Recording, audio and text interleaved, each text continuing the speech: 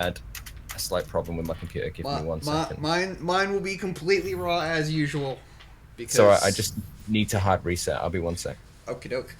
My stream is still up though, so it's all good. Okay.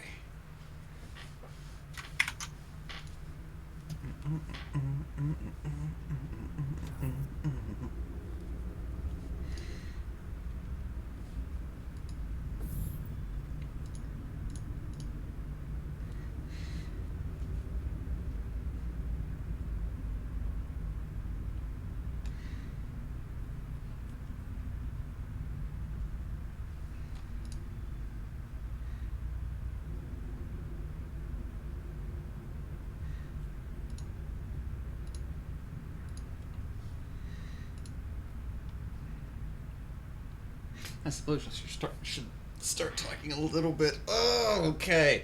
We will be watching match number 1. I believe we are watching Sharknado and Arachnosaur, which is pretty good. I like that.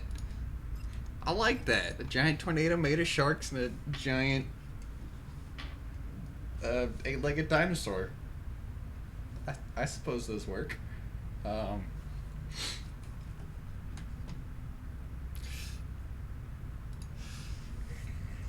Yeah. For this first round, both teams must include a gladiator. Must include a gladiator. I suspect. Hello. There we go. Hardware malfunction. I am back in the room. Awesome! Hooray! All right, let me. And it won't happen again. Throw out. Because I've swapped the hardware out, so it's fine. Alrighty, let me find you. Next level. That's how much planning I put into this, Xerid. I've even got spare hardware. Dang. I wish I had spare hardware. Spare hardware. That's like. It's how far. Oh, it doesn't matter. It's fucked again. How does that even? Okay, no. Okay, I'll be a second. I apologize profusely. Mm-hmm. It happens. It happens. It's Zard's law. Yeah. Alrighty. Let's see now.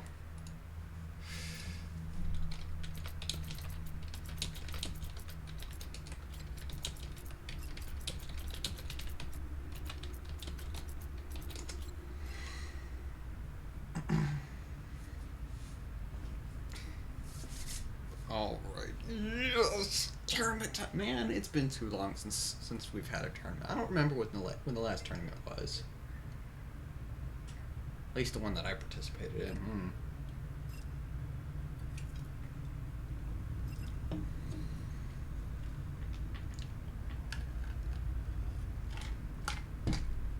But I'm very much looking forward to it. All right.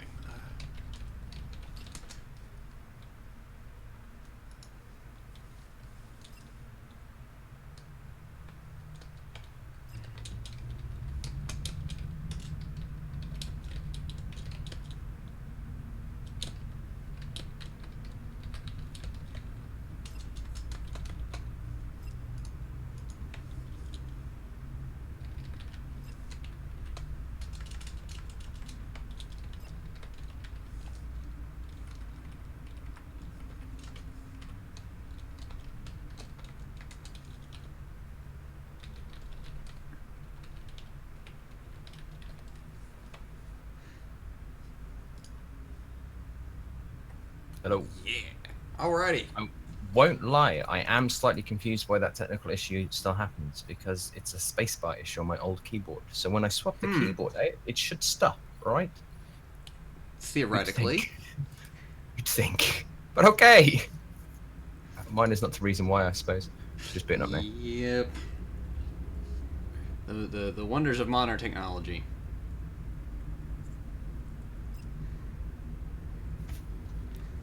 Alright, just waiting on you, good sir.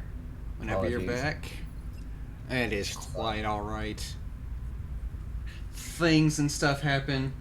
I'm pretty sure that's par for the course. Oh, this is just getting even better. Oh no. Oh no! Why can my computer not see my capture card? What is this? Why do these shenanigans happen? I don't know. Oh, there we go.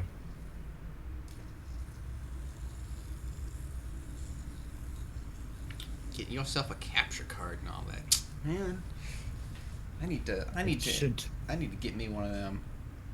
It's absolutely amazing, apart from when it isn't, and that's 50-50. Okay. that's my official technical overview. Then maybe I should go with my other life axiom, which is if it ain't broke. Yeah. I can see that. I can definitely see that. It's how do I? It's amazing, but sometimes you just add extra parts into an equation, and you know. Yeah, there's just shit hits the fan. I should be ready for an invite. Okay. I should be. Hit me up with an invite and we'll see how it goes. Just gotta if you'd be surprised. Find you on here. I'm over here. Xerid, I'm over here. I know. Oh my god. Get over I'm here. waiting for the... Oh, come on. Oh.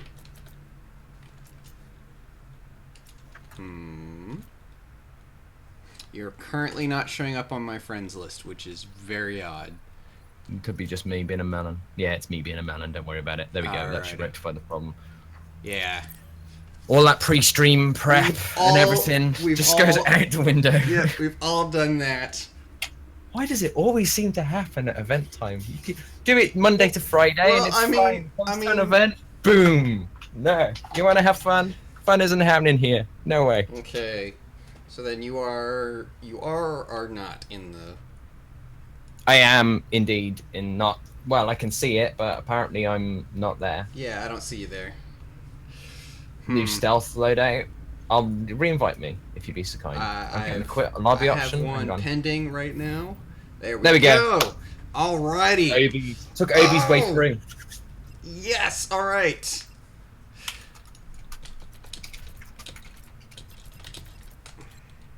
Fakes. What?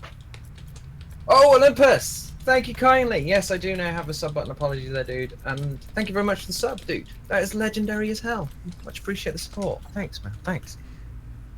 Folks, you're all familiar with how these tournaments work. Well, if you're not new to the channel, that is. So what will happen is between reigns, Xerid and I largely don't focus on the chat. Not between reigns, during reigns even. Largely don't focus on the chat.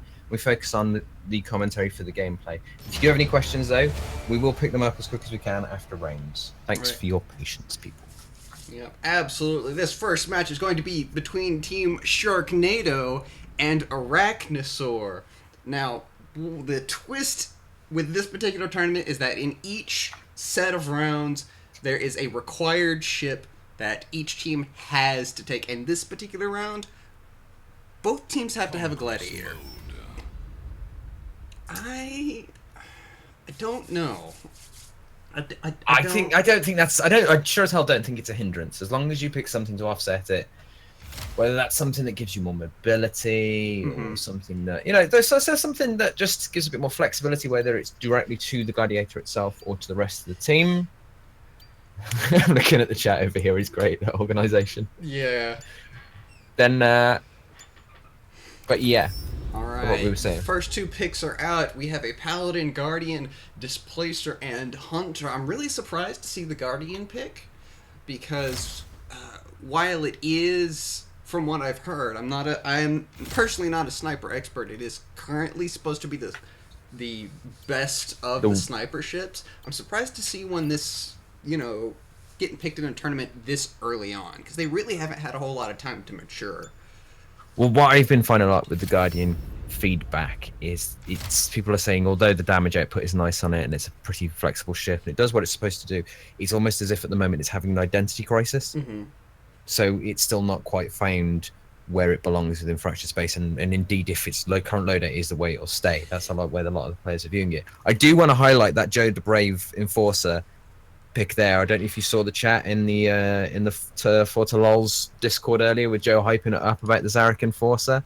But yeah, he was saying it earlier and he's bringing it to the table now, so I'm quite intrigued to see how this pans out. That'll be really good. All right, so then we will have a Paladin, Guardian, Gladiator, Basilisk, Enforcer versus Displacer, Hunter, Paladin, Pioneer, and of course Gladiator. Since this is looking pretty balanced. I've just realised you can't see Joe's Enforcer yet. My bad. No, That's what's coming though.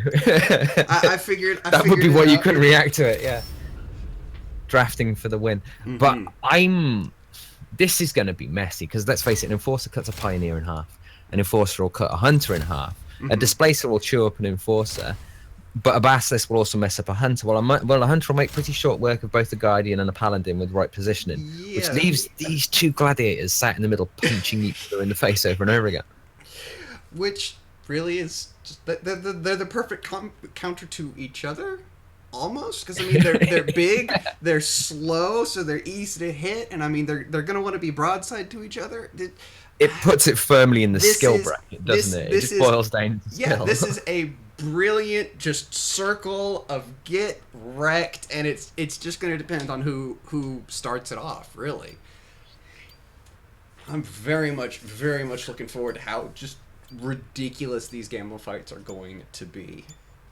It's the lane splits I'm looking forward to now as well, because anybody with common sense is probably going to think about putting their healer in with the tank, because that's just normal, isn't it? Yeah. But if you think of it this way, if you don't put your healer in with the tank, because he's not really going to be all that much good, because he's a gladiator, he's not really going to be able to do too much against those lighter, more mobile ships. Do you throw your gladiator into a lane and make him just absorb as much damage as he can, while you 4-man push in the other lane with the rest of your team? How's that for something a little bit different? That is certainly an option. I'm not sure I would... I'm not sure that is going to work as well with this Hunter pick that we have going on here, because Kim Jong's skill may be going for that cheeky just jump around, ignore everybody, and cap all the things build, which has fallen very much out of favor. It used to be just the most annoying. Yeah. It used to win games on its own, and then for some reason it just kind of stopped. I don't think he will. I think he's going to be a hyper-aggressive, combat-oriented Hunter player, at least early on in game. I've been coming across him quite a bit on the ladder, or pug matches, I should say, over the past couple of weeks, and his skills come along with that Hunter. To be fair to him, so I think he'll obviously be somewhat cap-centric focused because he's a Hunter, but I think he's going to be looking for those fights. Let's face it, you don't pick up a Hunter because you want to blend into the background, do you? You pick up a Hunter because you want to be the playmaker. Exactly. That's what that ship's about. Exactly. And with that Basilisk on the field, he's Basilisk and Guardian, I should say. He's got his work cut out for him, because that's pretty much going to be what he needs to be doing. He's going to need to be working with his Displacer to just cut those two to shreds. Find the Basilisk, shred it, get on top of the Guardian, get him away from any fights that are going on, get him to retreat. Same thing with the Paladin. I think Chippy might have given away some of his tactics over here as he pushed the enemy gladiator to the bottom of the sector. Do you reckon this might be might be some telltale signs of what should be expected? It might very well be. This sneaky heavy is something that a lot of people don't put a whole lot of faith into. But alright, I'm starting off here in beta. We have, it looks to be, yep, alright, this is our 3-lane for team, which team is this? I don't know which team we're on. I'm on. I don't know. Well, that aggressive push off Kim, nothing too surprising as he tries to get in and get that early cap started on mid-mine. Absolutely. Coupled it in with a Displacer of their own as well. Yeah, with that Displacer there, they're going to be able to completely defend this mid-mine. The enemy team's really not going to be able to do anything about them. Not entirely sure on Chippy's play though. He's thrown himself right out in the open in front of that Gladiator and the Guardian, and he's just getting wailed on. Obviously, he's getting a lot of support at the moment. A lot of heals are coming his way, but he is chewing through all of his Paladin's heals, which means if a fight kicks off, which it inevitably will do, they're not going to have any heals for quite a long while. Yep. And with that Guardian there, those two medium ships they're going to disintegrate. They really are. Shadow Nest making some questionable plays, pushing in on top of the Displacer and the Hunter, rather than using his range advantage. Not entirely sure I'd have gone in on that tight of an angle. His positioning, the idea of his position is good. That getting that sort of that flank on the station so he can chip away at them. But I definitely would have positioned myself further out, I think, to try and at least give me a chance to dodge some of the incoming fire. Absolutely, but he's using that blink buoy incredibly effectively. He got himself into that mid position. Okay, if I need to dip out, I can dip out safely. If I can push forward and be safe doing that, which ended up being what he could do, he was able to pull it off. Clippy's also not in a good place now. All those heals that that Obi had to throw at him before. This is really the time when he needs them, and I don't think Obi's got any of them left. He's given them as they're coming off cooldown by the looks of it.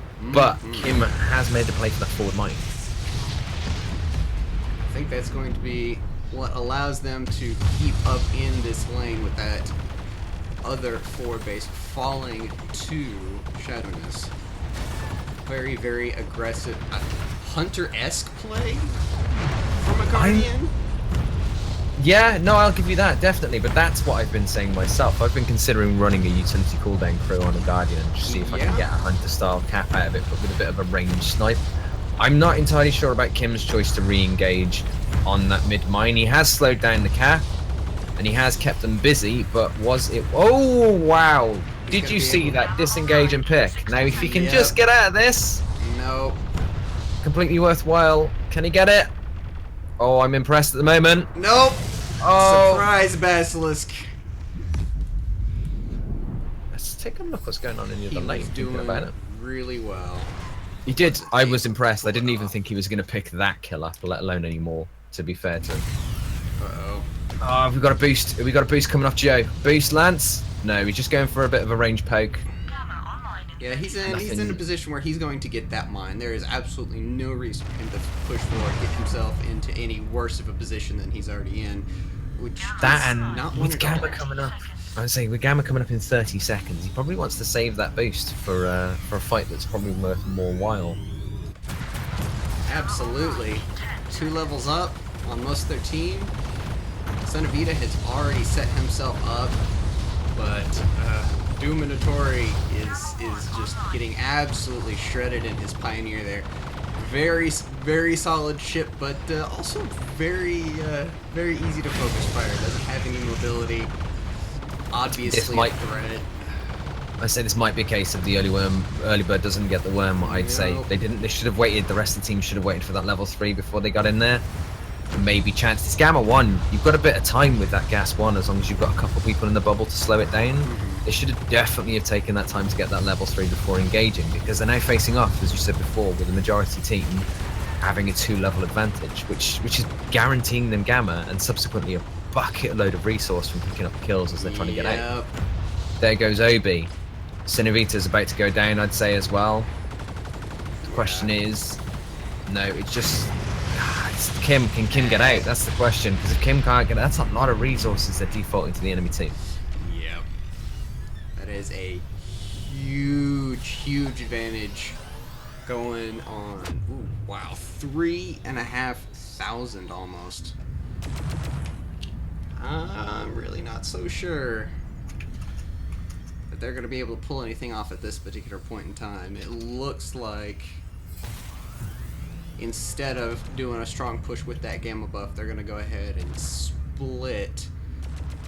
They're in the lead right now, so there's really no point in them being excessively aggressive.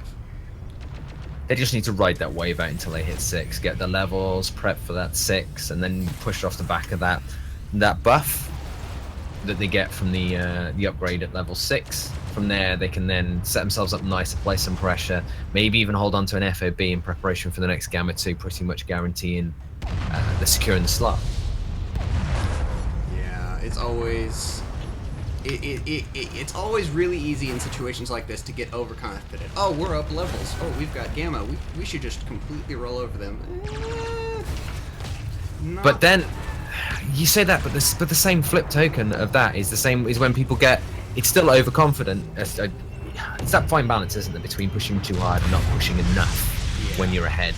You've got to keep enough of they've got to feel the pincers. You've got to keep the pressure on. Speaking of push, you see this Joe dance with Kim over I here. happen to see this shot on his character, and Dire Venom in the base, 17, 20%, 25%, the jumping out.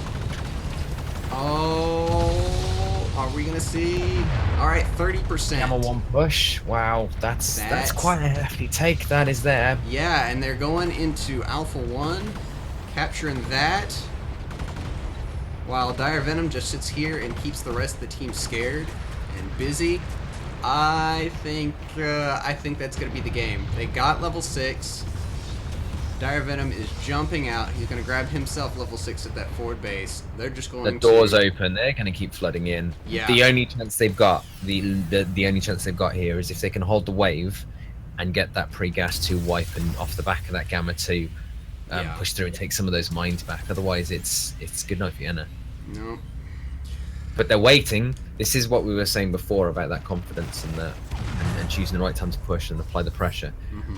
3 minutes out is a bit of a long way out in order to be sat here just trying to hold an FOB. They really need to be applying pressure here.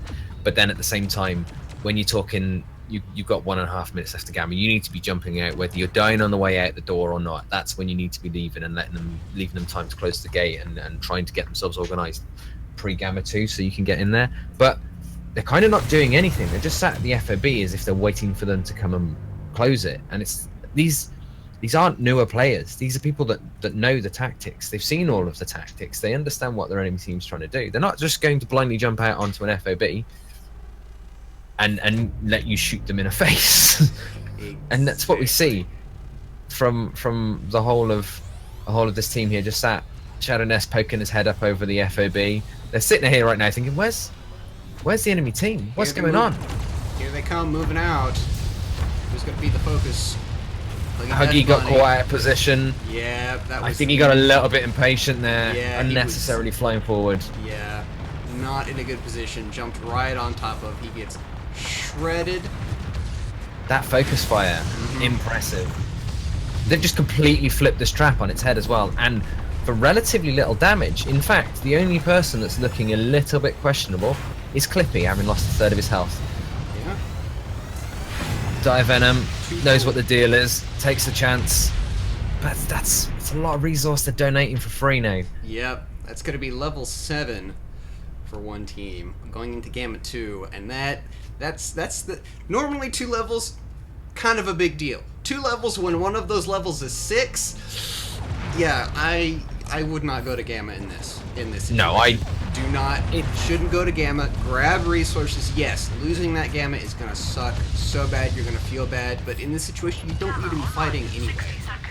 You're gonna die in Gamma and donate more resources anyway. You're much better off focusing on getting that level lead and just trying to keep counter pressure on in order to stop them getting any further ahead. Absolutely. At the moment, they're looking to stall out until Gamma 3 and hopefully maybe equal off in levels a little bit in the interim, but that's their longest shot. They can't even consider contesting that gas. But we do have someone in Gamma. Who is it?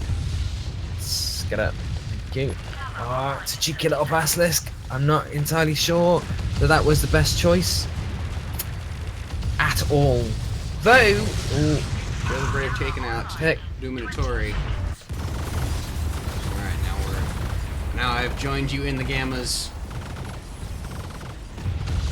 Gamma online in 10 seconds. We've got one team down 2 levels and a ship for Gamma 2. This is looking good. Clippy's the target they've chosen. He's the next victim. He's done the best he can to hug the top of the station. They need to punt that Glad out. That's what they need to do, is they need to open it up a little bit, punt the Glad out and try and focus down a target, but there's just not enough. They can't pull out enough DPS to offset the heals. Yeah. Coming out of Huggy, and Huggy's obviously going to want a bit of revenge after the trap backfired before, so he's probably looking to get a few kills of his own. And there he is, that Paladin fire, and since the latest patch as well, that Paladin really does put out a fair bit of damage. Paladins have never been a healer that you could afford to ignore, and they're just getting a little bit more powerful. There is the Gamma 2. And there's an Obi pick coming up. Oh no. He's hugging that cover as best he can, but it's only a matter of time before he ends up on that respawn screen. We might There's see. Obi down. We might see a dead Joe the Brave. Kim's looking for cover. He's grabbing for... No, there is no way home here, Kim. I'm sorry. We'll catch you after the respawn screen. Dominatori falling here in a moment. The only person The to wrong get out. sector to jump into, that's for sure. Cenevita, yeah. 2 levels up with Gamma 2. 6,000 minerals in the lead. Group push, off level, off Gamma 2, down Beta lane. Mm-hmm. This Back pocket, black ball, go. Yeah, this is most likely the game. Because even if they don't have the most successful push in beta, they've got the other lane. And Joe the Brave will take that forward operating base, and he can just fine deal with at least 1 ship. So they have to send 2 after him. That's right there, though, is a display of their confidence, as they've completely decided to do a split push. They're just throwing Joe off on his own. He's trucking down a lane. He's like, I'll do my own thing over here. I'll be fine. Mm-hmm. Or is it miscommunication? It could be either way, to be fair. But we've got Cenevita up here on Beta 1, doing the best he can to try and offer up some resistance. I don't know. It's a tough deal.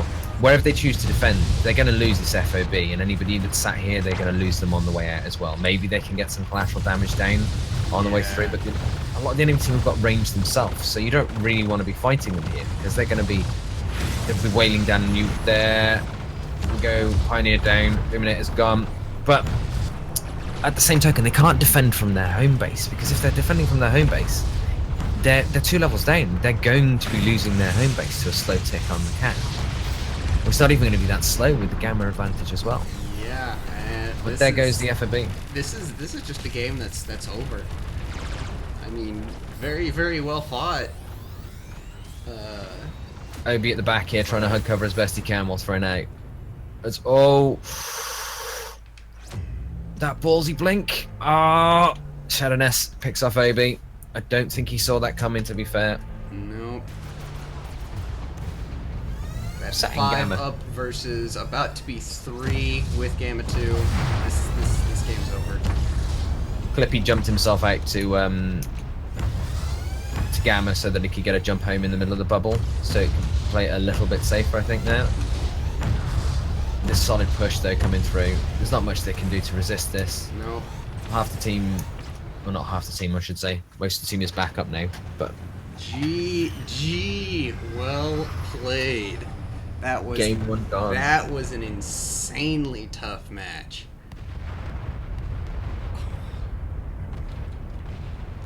Just That was pretty much decided off the back of that first Gamma 1 with that solid push that Yeah. came off the back of that first gas. yeah. GG to Team Arachnosaur, but unfortunately they weren't able to pull it together this particular time. Congratulations to Team Sharknado. That name, though, Sharknado. I do like the naming convention for this tournament. Is just impeccable. Absolutely impeccable. Mm-hmm. Absolutely. 1 second. Yeah, in the middle of that, by the way. Thank you, Rants, very much for the sub. I do, in fact, appreciate it. Super duper cool. And in answer to those questions that were coming out from Twitch before, basically what Twitch has done is they've recently opened up like a lower tier sub for their affiliates, so you don't get as much as you do for being a full signed on to the team Twitch member, but as an affiliate you now get access to the sub button and a few extra bits to go with it, such as emotes and things. Yeah. So yeah, that's why both Xerid and I now have them. It's like an award for being a regular streamer with a consistent viewer base. So no, we don't need thousands of viewers.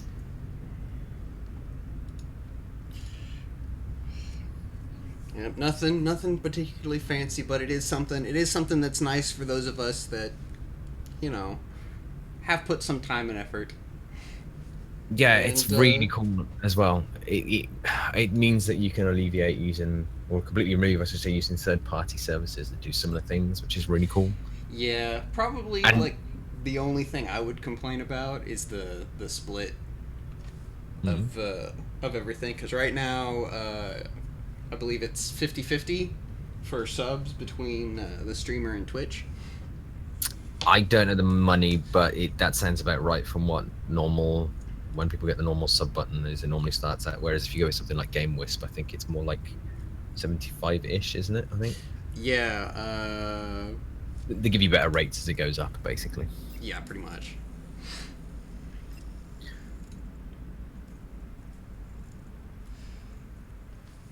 Not a big fan of the commentary. Just want to watch the game with sound. But Fispy, we're both adorable.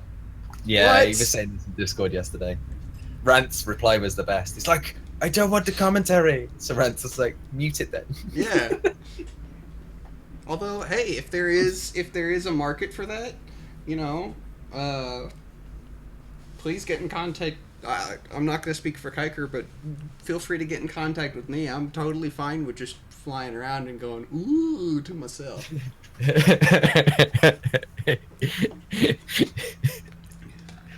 Olympus says Sharknado best film ever. Hey Trib, how you doing, mate?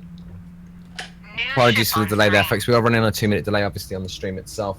And then in addition to that, during matches, we focus on the gameplay rather than chat. So if you've got any questions, we can pick them up between rounds. I do appreciate next matches may have already started before we get a chance to reply to you. Yep. Let's see, what is the next match that we need to be paying attention to? Where is my Discord? So many monitors. We're probably going to be watching Scorpodile versus Sharknado. These names. I sat there for ages looking at these names going, wow, they're amazing. Yep. This is the best. This is the best tournament names ever.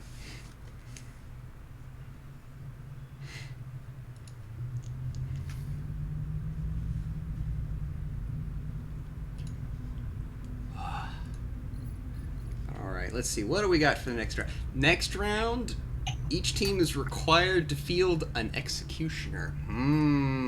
So that is high mobility burst damage. That is with very punishing results if you miss. Yeah, just completely all or nothing. It is, honestly, thinking about it, it's I kind of feel like the Executioner is what you would get if you had the Enforcer and Ghost make a baby. I almost said Assassin. I almost said Assassin. Caught myself. But I like the idea, though. I just want to know who's on top. I've got to ask who's on top. Considering the geometry, I really don't know. Who's the mummy?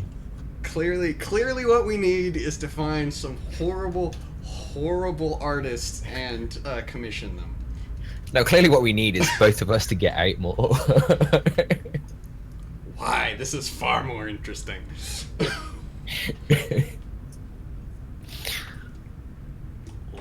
I am going to jump out of this lobby that we're sat in waiting. At the moment, folks, we are just waiting for the next group to come through.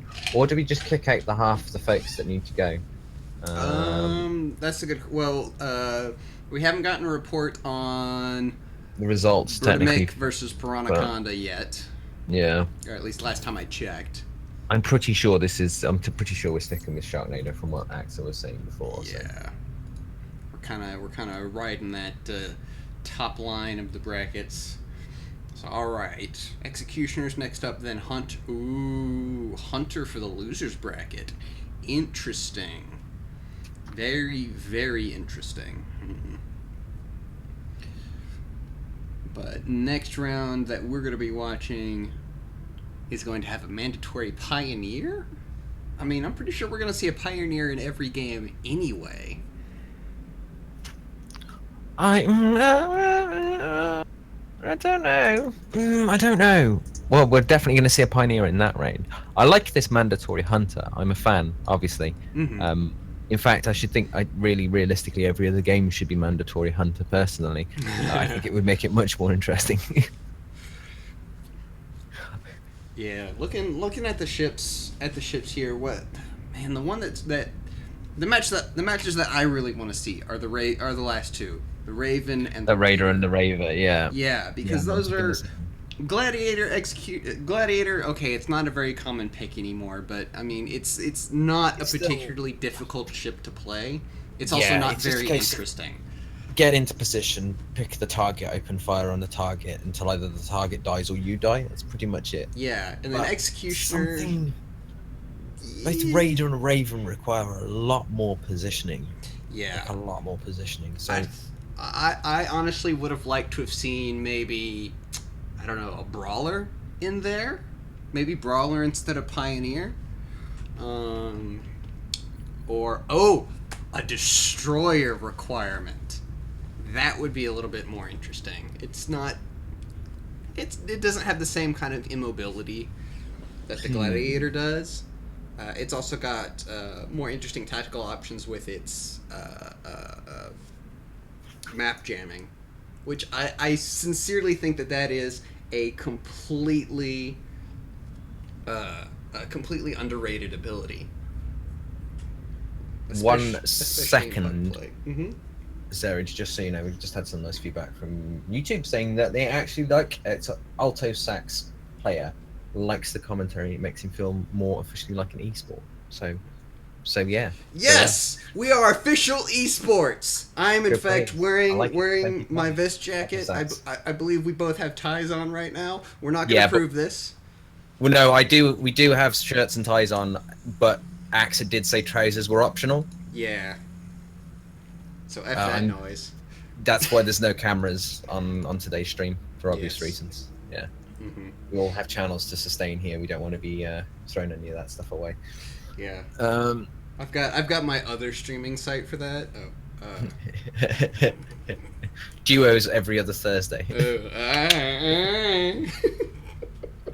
I'm just trying to think what would be interesting to see that we don't really see much of at the moment. Disruptor. See, I'm surprised there's no Disruptor. obligatory sniper requirement. no obligatory sniper, no Must have an obligatory. overseer. Yeah, no obligatory I think that healer. would have been good. Yeah, definitely. Maybe I was gonna say obligatory Paragon, but And why no obligatory ranger? That's going to trigger some people No, if that's yeah. forced Ranger- in reigns. Ranger would be a really good One one way to or see. other. Protector, although I don't know, there's a lot of salt that would come with that. Yeah. It Persecutor. just generates its own salt mine these days, doesn't it? To be fair. Yeah. It needs love. I am still for giving it instead of its little health leech drones, I'm still for giving the Protector like a Higher DPS. well, a stance for its beam, where it could switch it over to an attack mode and it would heal basically as effectively as a. Is that like a certain other game that we're aware of? Yeah. Yeah, I see what you're saying. Yeah. Yeah, no, I see what you mean. Yeah. Yeah, something very similar. To. Yeah, no, Yeah, I see what you mean. That makes sense. A new ship even with that ability would be nice. That might be pretty awesome. I We could do sign have off on that. an update. Click It on this seems, bracket. Birdemic. It is indeed Scorpidal versus Sharknado. Uh-oh. It appears... That sounds like the best 80s cheesy movie ever made by man. That does. Yeah. It appears that Octokraken has fallen to the people have not shown up monster, which is always sad when that monster. However, when you word it that way, it sounds much nicer. Yeah. So I do believe we're going to be following Scorpidal versus Sharknado here in a moment. So we just need somebody to grab one of us. Let's Grand. see. Before they do jump in, just as a quick reminder, folks, obviously with Xerid and I, because this is a tournament play when it comes to the matches, we do focus on the commentary for the matches. So if we are slow getting back to you, we're on a 2-minute delay as well. We'll get back to you as quick as we can if you have any questions. Yeah, it's not because we don't love you. It's because we have a massive air quotes job to do. Yes, we love you so much Mm-hmm. that's why we do it. Yes, in entirely appropriate fashions, by the way. Yeah, nothing that you don't consent to. Yes, you could Everything. you could take us home to your parents. Yeah, exactly. We've got manners. Yeah. As we've already covered, we wear shirts and ties. Mm-hmm. Trousers are obviously optional. Alrighty, let me go ahead and. I'm gonna jump out of this lobby and wait for our invite then. I've been out for a little bit. I'm gonna bug them and make sure. Really? You didn't say it said you were still in there. Huh. Okay, we won't comment on that. Moving swiftly onwards. Why? Yeah, it's alpha. Yeah, gamma, radiation stuff. Right. All right. So Scorpidile and Sharknado.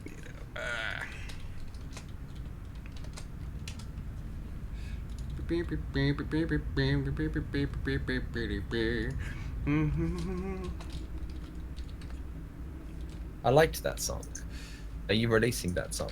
I would vote for this song on Eurovision. Maybe. Can I get on Eurovision even though I'm an American? You'd have to come over here for a while first, but I'm. Oh wait, no, wait, no, doesn't matter. Actually, thinking about it. Oh yeah. No, because yeah, let's move on. Hey, you know what? It went really well for us when we did ours a couple centuries ago. All right. I'm just saying. It might be cool. You never know. Oh.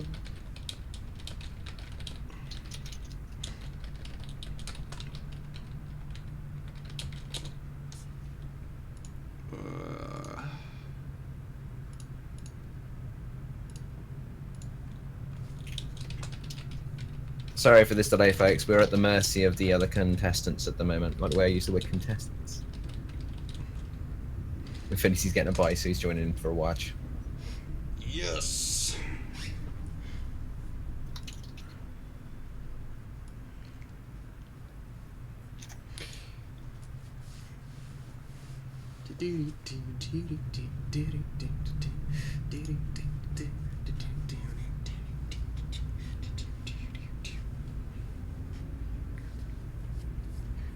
Thank you all for coming out and joining us and taking time out of your respective Saturdays to listen to a couple nerds talk about internet spaceships.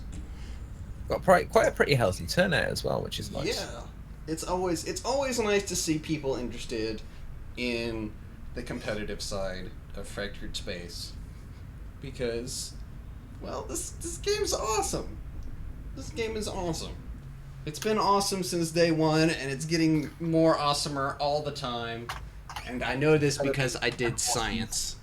There's got to be an awesome threshold limit, right? Isn't there a number somewhere where it gets to maximum? No. Awesome? Well, 88 miles an hour, awesome. Maybe. I was thinking it was kind of like the Super Saiyan system, right? Where you go so high, and then it's like, okay, you hit this artificial barrier, and then you can like transform, and then you get the whole other like limit after that. I don't know. Isn't it like that's like what's it called, the honor system, when you reset your level? I can't think what it is when you hit max level. Then you prestige. Prestige, that's the word I was after. Thank you, Connie. It's prestige, basically. That's what we're saying. So we're actually on prestige 3.5. Clearly, yes. I see. I like it. I want prestige 4 already, and prestige 17. Give it to me! ECG! Wow. Magic everything right now! What are you doing? That number is exactly the number I was about to say, so that's a little bit weird. It's the power of the beard. We commune beard with the compels beard. it. Don't cross the beard! They'll fucking wreck you! Oh, do you remember the first for Lolz tournament where we had to actually take part because we got a few dropouts? Yes. Oh, Yes, that was and epic. we double rated people. Yeah, that team that we played with. They got the spirit of the tournament. Yeah. Clearly, we turned up in a double raid, and so fair play to them. They didn't lynch us. Yeah, I was actually planning on. Truth be told, if I wasn't voluntold that I was going to be commentating this, I would be participating right now. We got put in there, and then I got a taste for it. I gotta play in tournaments now.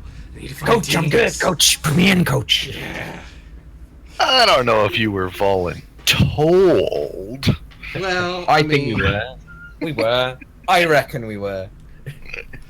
It's just you did such a good job the first time. That What's just the fact that we managed to commentate and fly simultaneously and not do overly horrible. I think at one point we got the whole of the enemy team coming for the pair of us in Raiders in one sector. That was pretty epic. That was the highlight of the tournament in my book. I don't know about you, Xerid. I mean, to me, that moral victory, we got whatever's beyond first place after that. Just we're the best. That badge you get when you don't get to play, but you were there. We got that badge. Mm-hmm. platinum plays. Platinum plays. Oh, Yeah. the most excellent of plays ever. Infinity's internet space games. What's the progress on our next match, incidentally? Has no one invited you yet? No, we're waiting for an invite.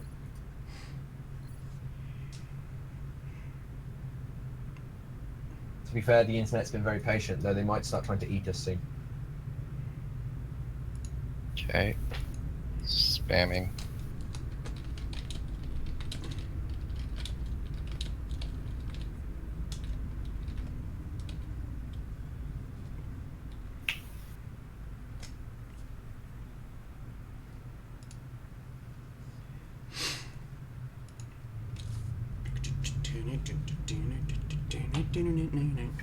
I'll just hop in their He's- voice channel. He's working on the Shark theme tune for Sharknado.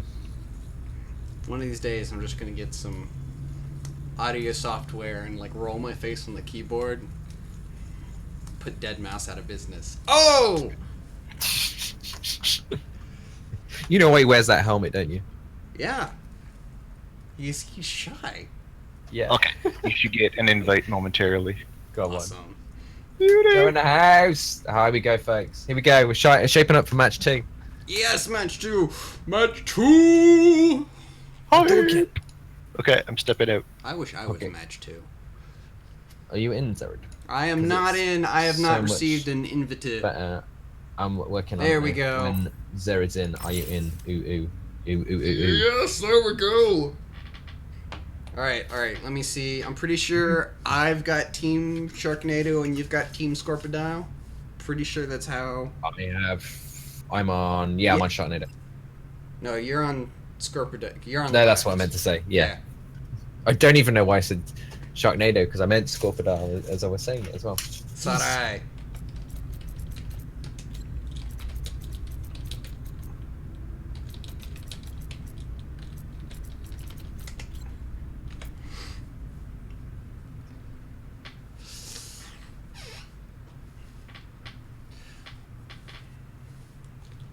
I'm looking at that MMR right now thinking, it's not necessarily indicative, is it? Let's No. face it.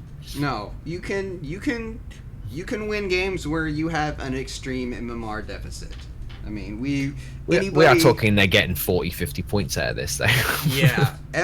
Anybody who has played the game long enough has been in one of those games where you get done, you're like, man, that was a really tough but good game. I wonder how Jesus Christ, I got 37 MMR. Yeah, pretty much. I had one of those the other day, except I got 9. I've been getting a lot of zeros recently. I did see one where I did get a 0 the other day. I think it was a bunch of solos versus a 5-stack. Yeah. Yeah. I'm not enjoying the lack of splitting. But then we all know I'm very opinionated about the whole stack business. Yeah, it's That and the surrender button. it's a 6 of one, half dozen of the other. You're either not able to play with your friends, or you're either put up against a team of newbies or freaking KS3, all of them at the same time. That was a bit interesting. Why is it? I wonder why it's having trouble finding the server. That is a bit odd. Won't lie. We might need to do client resets. There we Oh, go. there we go. Woohoo! Keep the faith. Keep the faith, folks. We got there. Yeah. We're there. Come on now. Yes. All right, here we go. In before Joe Forcer. Just throwing it out there. Joe Force or maybe Joe Ghost. But I'm thinking Joe Forcer. Maybe. Is it really going to be a good idea to take an enforcer when you're being forced to have an executioner? Is that going to be the best idea? Don't think it will necessarily be the best idea. However, that doesn't mean it isn't going to happen. This is true. The wonderful thing about the meta is, yeah, it exists for a reason, but there's no reason you gotta follow it. Oh goodness. See, this is smart picking straight away. I don't know about your team, but my team, I've immediately thrown that executioner out. Like, okay, you know we're going to have it, so we're just going to throw this out because you know it's coming. So you can just see that. Can't pick this. You already knew it was here.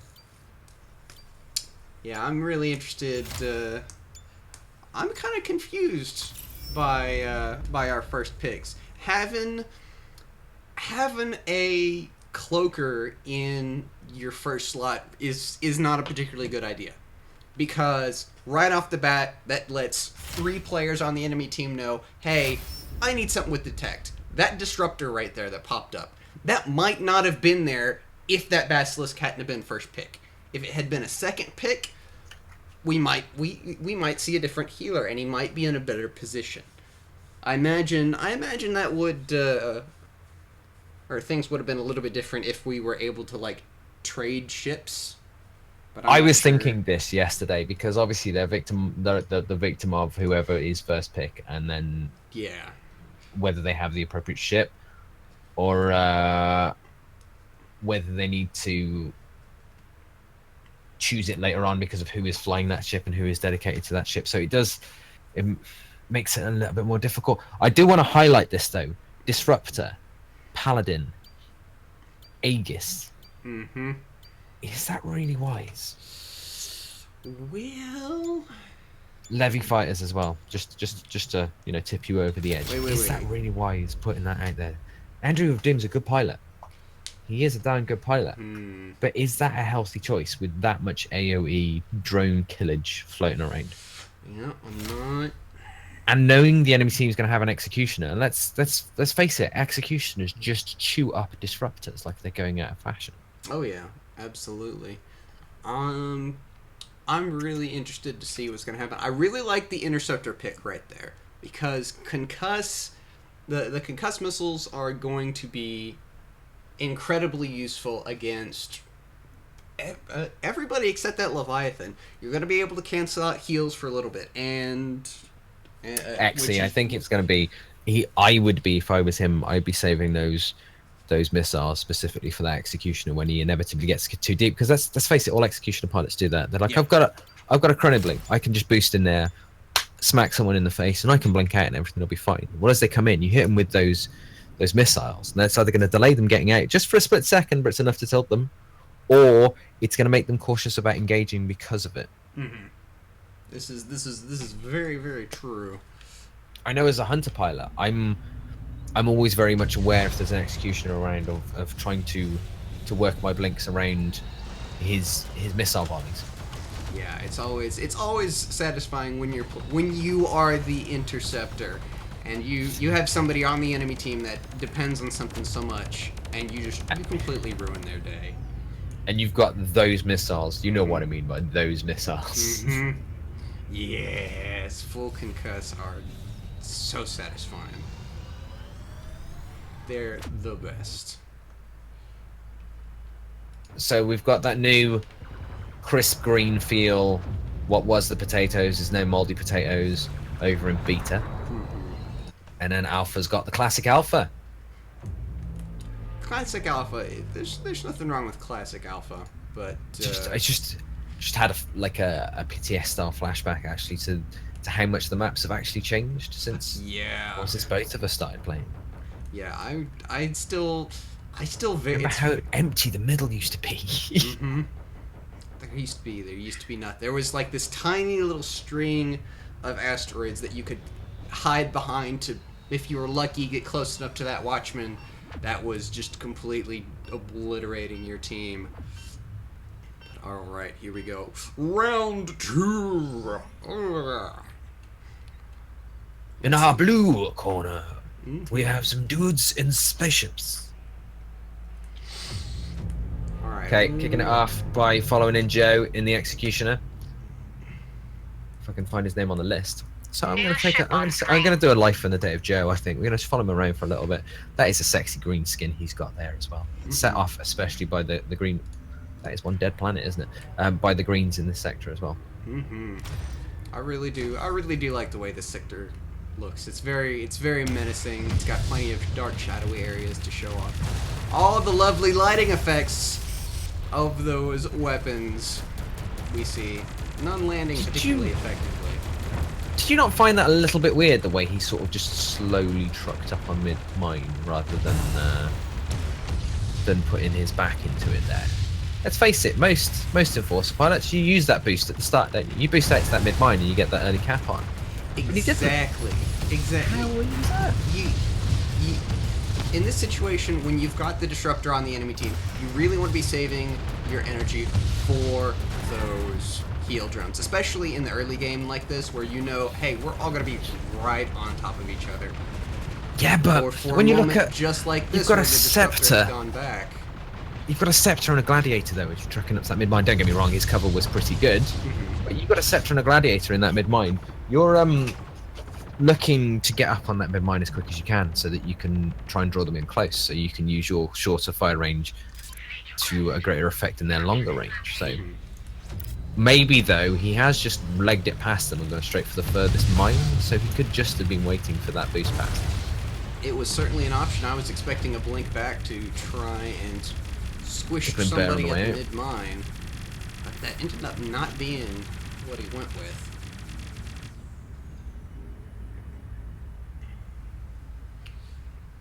Looks like we've got... I think it's pretty settled over here. I'm going to go take a look in Alpha.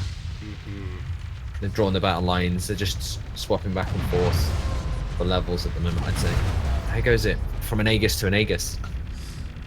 Again, Oh, that... caution. A lot of caution drifting around here at the moment. Nobody's really making any crazy pushes or plays. I think maybe the teams respect each other enough to know that although the MRR does say they're 1,000 out a piece, that, you know, they're not going to do anything overly the top silly. Yeah. You can't put all your faith into MMR. Bad Exactly. streaks do happen. You can very easily just tank yourself due to some bad luck. Oh! That shield! Eating that torpedo. Camera online in 60 seconds. We've got a disruptor over Beam here coming out in beta. on our scepter. Tickle range. They really, I don't know about you, but over in Alpha, there we go. As I said, they need to really be considering some cover and rotating out to Gamma. Pick up that level 3 pre-Gamma. Yep. Looks like that's exactly what's going on in beta. We're going to have level 3s all around. Let's go ahead and get into the Gammas, where we have... Whew, turn the wrong way around. We have an Aegis at half health.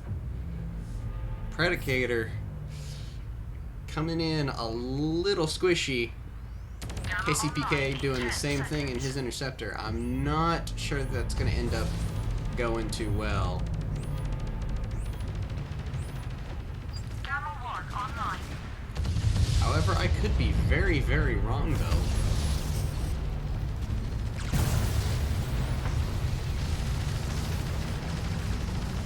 No team's really making a super strong push for it. We do have a death ball coming out! And it looks like it's going to hit the entire enemy team. Oh, that is one incredibly dead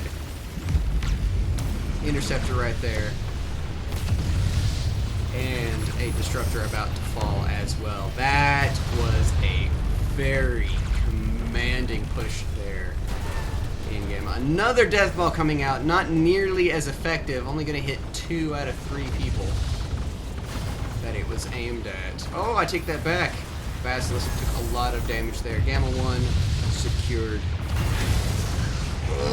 But only with 3 members. Are they going to be able to make it out with everybody? 1 Aegis going down. Are we going to see a dead Gladiator before we see a dead Leviathan? That is a fusion beam onto a jumping Gladiator. I don't care how tanky you are. You're not making it out when you've got a fusion beam on you while you're jumping. Very commanding Gamma presence And right there. apologies there. Back up. Mhm. ISP. It looks like it never rains, it pours, right? It never rains, it pours. Life wouldn't be interesting if there weren't issues. Like an enemy True. team covered in Gamma. We've got a Leviathan, Executioner, and Aegis with Gamma. 3 very, very scary ships. While they don't all have it, which would be ideal, enough of them have it to be very, very troublesome. A death ball coming out. That's going to be at least 2 ships hit by that. A little bit of damage coming out. Disruptor trying to fight an Executioner 1v1. Not sure that that's the best idea. He's going to go ahead and jump out to his Interceptor friend before he ends up going down. Andrew of Doom in that Disruptor. A very, very strong ship almost getting hit by Joe. Not quite, however. Joe's forced to change targets as he no longer has speed. Oh, taking out an Interceptor. A lot of damage coming out. Executioner, very, very dangerous ship. Provided it's actually hitting its targets. And Joe I find that's the case with most ships, to be fair. They have to have their shots on target before they're really going to have... Yeah, but with the Executioner, you just... I don't know, you feel it a little bit more, I think. Just because it's all at once. all or nothing. Yeah, it's nowhere near as forgiving. It's you know... I jest, but I know exactly what you missed that one shot, then you've got an awful lot of time to reflect on it before you get your next one, which then I find as well piles on more pressure because you missed that last shot. And you're like, oh, I can't miss the next shot, and then if you miss that shot, then you've tilted yourself, and that's it. You're done. It's over. Yeah, such a rewarding ship, but if you're not, it's so easy to trick yourself out of that mindset. Even tougher to recover once you get there. It looks like we have both forward operating bases captured. Only 1 level lead, but it is level 6. I'm really not sure. Got Joe sat in this forward station here. He's just enjoying himself. Well, that makes sense. The He's entire waiting enemy for a team. jump in.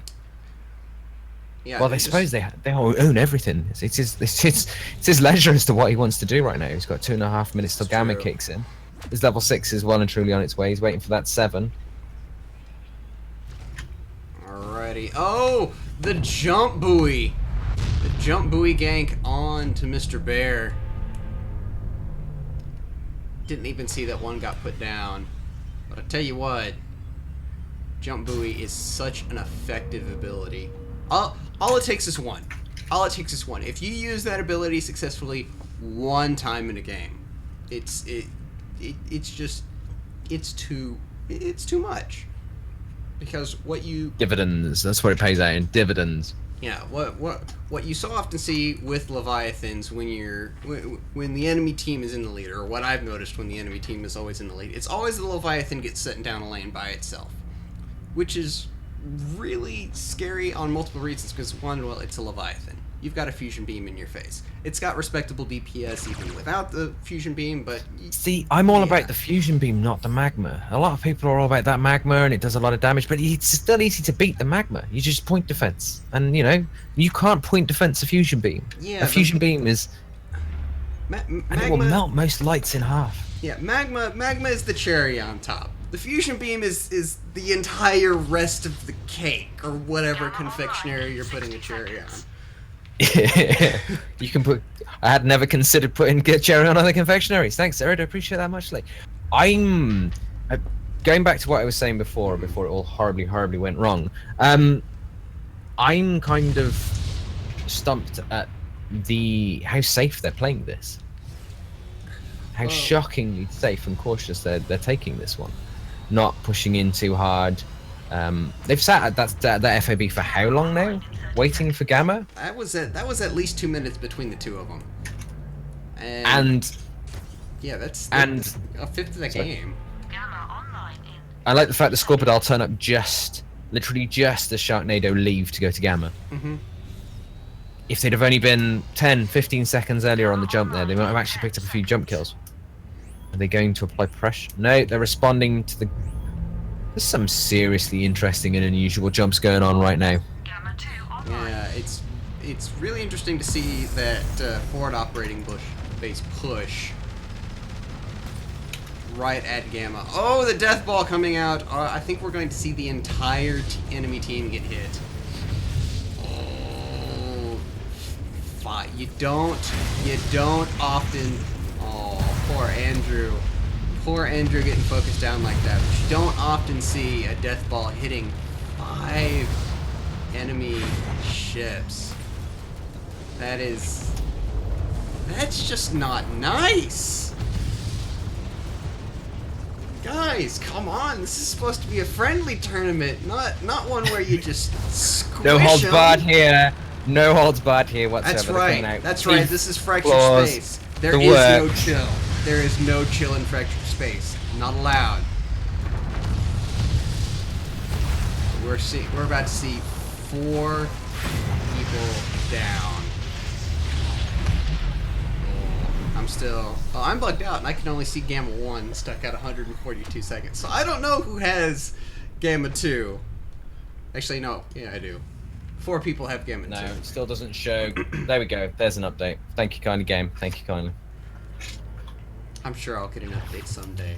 Someday my update will come. Oh wait, no. No hull bards, 0 chuffs given. Basilisk just trucking down this lane like he owns it. And see. He's like, this mid mine. I want this mid mine. I'm taking this mid mine. I will own this mid mine. And here we go. This is what I was talking about earlier. We see in Alpha a Leviathan pushing down the lane, just doing Leviathan things, like you do. If he gets into a really good position, he's going to drop that jump beacon. The entirety of his team is going to jump right on top of him, and they're gonna take Alpha really easily. If not, then the enemy team has completely ignored an enemy Leviathan that just pushed down their lane, and there's nothing they can. If you want to quickly take a look at this scrap that's going on over here, I was for a second there questioning Kyochi's choice of engagement time, because he opened up right in front of everybody, but subsequently the gravity well, he did the wombo, he did the combo, the gravity wells dragged everyone in to allow Venom to follow up with that death ball, and they just melted out a good piece of the heals and DPS. That's teamwork. That's teamwork right there. Teamwork completely. Now they're and picking utterly Zippy apart OP. and just abusing his firing arcs, and there's pretty much nothing you can do about it. I feel kind of bad for Zippy. The damage as well, the relative damage they've received off the back of that fight, practically nothing. And in the interim, we've got Joe over here. It's not Joe, sorry, 884 over here. It's a bit of a mind flip there. Doing capping things in the enemy home base, applying the pressure. They're doing a nice job of holding their own. Even with... Yeah, this game... No, I think this game is done. There's just too much coordination going on. I do believe as soon as they actually, as soon as there is some focus fire, we might see the end of this game. 40%. Well, that's what I was gonna on the cap. The questionable placement from Huggy over here out in the open. Yeah, that cost them quite a bit. 42% cap. I don't think they're going to be getting any more.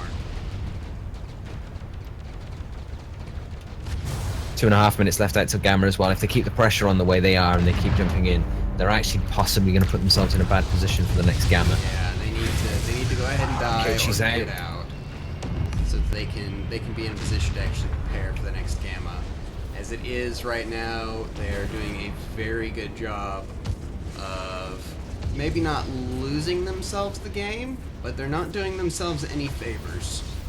Scorpidar doing a hell of a good job of focus fire though. Fair play to them. They've realised obviously that the sort of trepidation they're in. They're calling out their shots and they're hammering down the squishier targets and slower targets as quick as they can in order to try and stabilise pre that Gamma 3. Execution is running. First in, last out, and in fact the only one making it out alive by the looks of it. Yeah, I would agree. Dire Venom has just gotten himself in a position where he's gonna... Well, no, he's behind that asteroid. It looks like we're going to see an Aegis that also survives. There we go. Joe's away. Off he goes. On his merry trip back to home base. Oh wow, and we're about to see a level 9 with a minute 20 out from Gamma 3. This is gonna be very interesting. Very, very interesting. We're seeing what might be the beginnings of a third act Voltron, where just a team finally figures it out, comes together, 60 seconds. you know, coordinates well enough to all those concussion missiles right into an asteroid. I was wondering for a second there if we were going to see a cheeky Gamma flip coming out of Sharknado. Yeah, it's entirely With that push from Joe. possible. But no, they've pulled out for the Gamma. They're not taking any chances. They're playing it cautious, playing it safe. It's definitely the best idea in this case.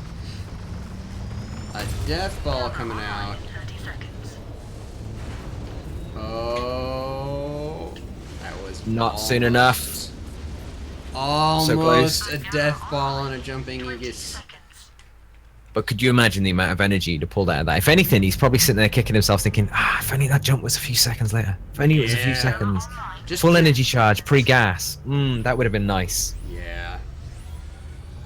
As it stands, he's going to be jumping right into the enemy team. Actually, no, He's he's also not. Active. a pretty questionable death ball thinking about it. Why would you do that? Why would you throw your death ball out pre-gamma like that? You just wouldn't, would you?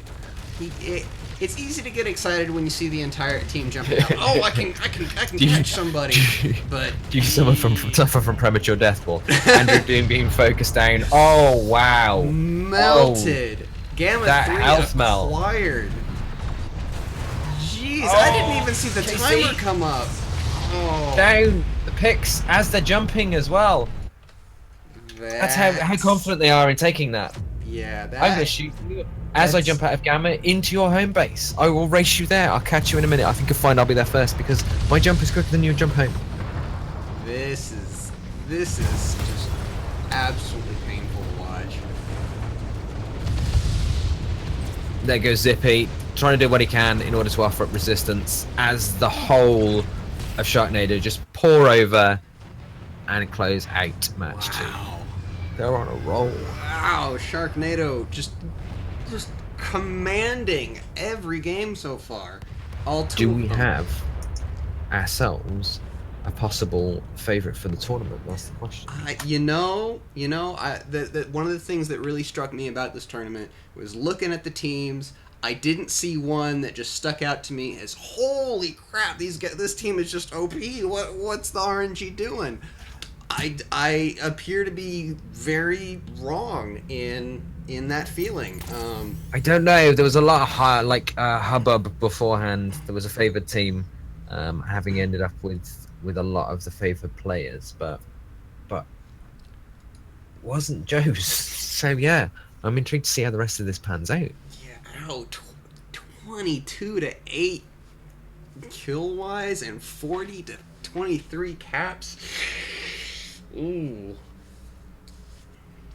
Goodness me. Sharknado just doing horrible things to the enemy team. I really don't know what to say. Like, I was expecting something a little bit more back and forth, and maybe it's happening in the other games, but It was a lot closer though than the previous matches. To be fair, there wasn't a clear sort of necessarily like hammering a nail home like off the back of that first Gamma one. yeah, that first match. That is true. That is true. There was that like there was the chance. Minute and a half of are we gonna see the comeback towards the end? But so there was, and they were trailing. Although they were trailing through pretty much the whole of the match, there was the potential chance there that they might make a comeback. Yeah, just didn't. But that's just the nature of these tournaments, isn't it? The further you go along, the closer and closer the matches get. And speaking of which, let's have a look at the next. Have we got any of the results through yet for the next one? That's round 1. Yeah, there's nothing for round 2 bracket as of yet. It appears we're in the faster paced matches. Xerid. Yeah, so it looks like the first of the losers brackets has been fought, and Arcanosaur has come out on top. So it is entirely possible that we could see a rematch between Sharknado and Arachnosaur. If they keep pushing it through as they are, maybe they just want a taste of that revenge. It's what they're looking for. It is entirely possible. And it is a tournament of comebacks. Double elimination. So anybody, losing one sucks. Doesn't mean you're out. It puts you on the back foot. It does, and it means you've got a lot of grind to go through to get there, but it does not put you out. Alrighty, so let's see. Since Octokraken has fallen, actually, I think that means Arachnosaur is in the finals. Yeah, because there's nobody else for them to fight in the losers bracket. Yeah, so they are. Actually, now you mention it, I hadn't even looked that far down. Yeah, I just presumed that they I presumed this rip means that the team has indeed folded out of the. Oh wait, no, that's the first round thingy, isn't it? Right, yeah. No, it's the team that didn't turn up. These brackets. Yeah. These brackets. Unfortunately, that's the nature of the game when you're running an event such as this. Sometimes players can't turn up or they drop out last minute and that sort of stuff. So you end up with a very fluid bracket environment, should we say? But man, it looks like the next game for us is going to be Birdemic versus Scorpidal, I think it is, isn't it? No, Sharknado. Birdemic versus Sharknado. Sorry, yeah. My. Trying to find the list now as we talk. I believe Scorpidal's Birdemic is Infinity's team, isn't it? Is it Infinity's team? Birdemic. Let's have a look. Bodman's Infinity and Kent Zoeth. That's a pretty sweet team that is right there. Yeah, it is. Wow. If we're going to be seeing a Pioneer, what's the Hunters are dedicated? I was going to say if we're going to be seeing a Pioneer. Oh, there we go. Bracket's just been updated. Alrighty. Yeah, it is Birdemic versus Sharknado. It looks like Scorpidile is going in to fight Arachnosaur. So whoever. That's fair. In that case then, I am 110% sure that Birdemic by Bodman's is going to be fielding the Pioneer. And I'm also 110% sure that Scorpidile is going to be coming back for another piece of Sharknado. Well, you know what? I think after that bloodying up and the mouth in the first match, I'm pretty sure they're going to want revenge off that. Yeah, it is entirely possible. So let's see. Whoever. Oh, Bodman's has just hit me up with an invite. Oh, invites! Delicious invites. Wow, we got invited in before the rest of the teams there, and that's how much in demand we are. Organization. What? Folks, actually, I should probably respond to some of the questions that were asked before. I missed Boom Headshot following. Apologies there, good sir. Much appreciated. Bodman's, ironically, I crashed. As you said, crash. Is that a coincidence? I think Bodman's, you jinxed me there. You jinxed me. And Kent, the lanes do seem. Kent said before the lanes seem much longer in spectator mode, and I think he's right. I think we actually get a little bit wider field of view, or Yeah. maybe maybe we get the same field of view. It just feels a lot wider because we're not busy focusing on that ship, and we Intently don't on one have point. all that UI clutter. Yeah, and we don't have that point of reference, which is always floating in the center of your screen, the point of mass Yeah. reference in the form of a ship. The different positionings and moving range. So yeah. Hop, hop, hop. Who's your favorite? On this one, honestly, I can't say. With the players in Team Birdemic, I mean, I wouldn't want to fight them. No, thank you. Nope. Don't want to fight those guys. Here's my forecast. Joe, number 1 killer for Sharknado, definitely. Infinity is going to be tied with Bodmans for number 1 killer, though I think Bodmans is going to edge it away. I think Infinity is going to be all about the caps. He's going to be the cap master, and Kent is going to take home the award for the most support points and most irritating player in the match, as the whole of the enemy team chase him around to the Benny Hill theme tune music, trying to kill him. That's my forecast. You can take that to the bank, and I think you could probably actually get a mortgage for your house on that. That's how set that is. I couldn't come up with better predictions if I tried. I think you've got to beat it on all of the players in this game. Zoeth's just going to sit in the corner chuckling to himself as this all goes on as well. Though Shadow Ness, recently in pub matches and seen him around, I've seen some pretty interesting plays coming out of him, to be fair. So I wouldn't want to sell him short. I think he's probably going to be quite integral for Sharknado's plays in this coming match, I reckon. Yeah. It's going to be really interesting. He's got the MMR, definitely up 1900 plus, but he's also got that lower level, which is really good for 2 reasons. 1, because everybody loves having new blood, but 2, he also hasn't been learning from and potentially making the same mistakes that a lot of us old salty dogs who are stuck in our ways have been making.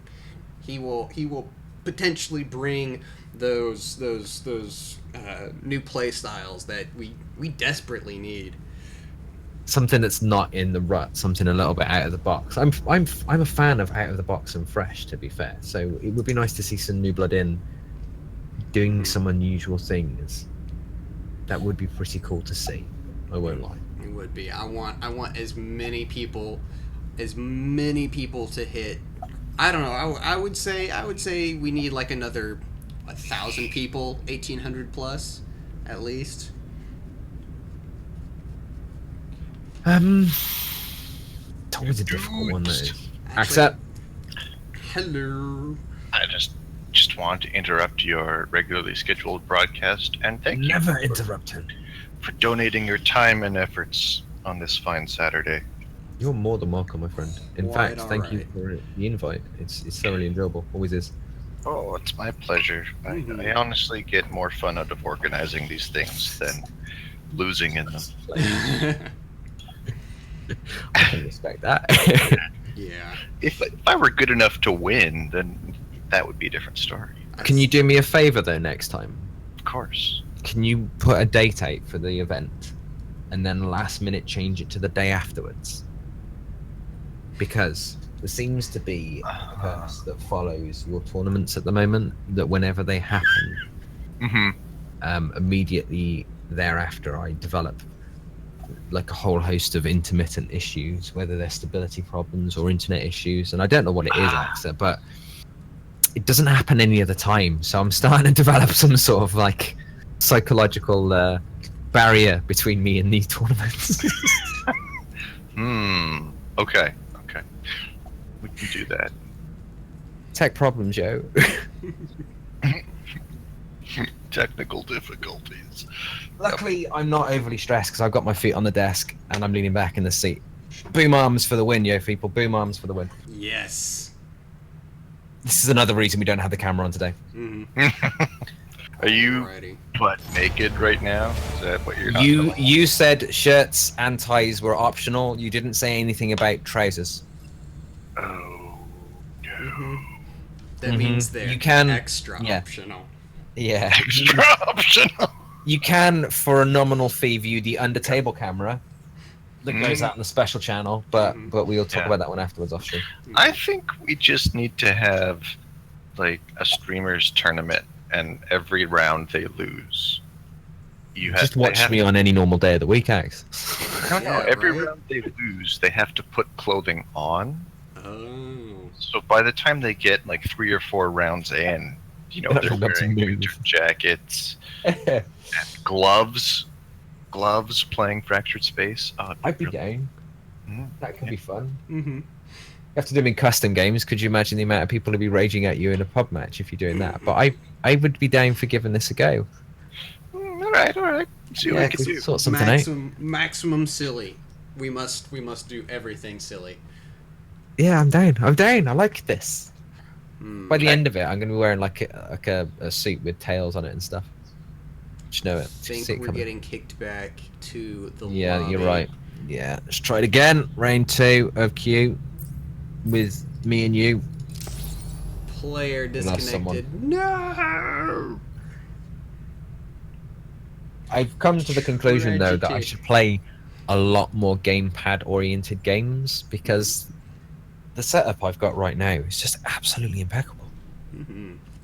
Feet on the desk. Can't wait for the end of the year with the new Last of Us when we do the playthrough of that. I'm literally gonna have my feet on the desk all the time. That's the way to do it. New ship on screen.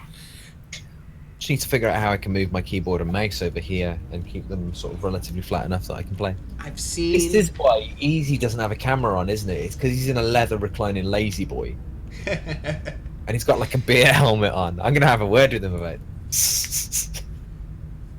That would certainly be the way to go. And I've seen. I don't know if you can get them or how much they would cost to get them, but I've seen what are look to be like boom arms for keyboards. Like instead of the traditional like sliding tray, you Yeah. get something a little bit closer to a boom. Yeah, no, I've seen them as well. I'm after one for my my effects board, my sound sample board. But the problem is getting one that's stiff enough spine-wise so that when you push on it, it doesn't drift away from you. That might actually be getting into do-it-yourself territory. Yeah, because I need a new boom arm to replace my microphone. Mm-hmm. It's should we say it's not quite rugged enough to handle the weight of such a hefty microphone. Yeah. Always a problem when you upgrade one piece of equipment and then go, wait, I've got to upgrade this now, and that means I've got to Yeah. upgrade this now, and that means It's getting when- close. when- It's getting when- there, but when $50 turns into $200 turns into. a new rig. Oh, Yeah, no, yeah. I feel your pain. All right, it looks like we're having lobby issues, so I'm doing a full client restart because that is the safe thing to do.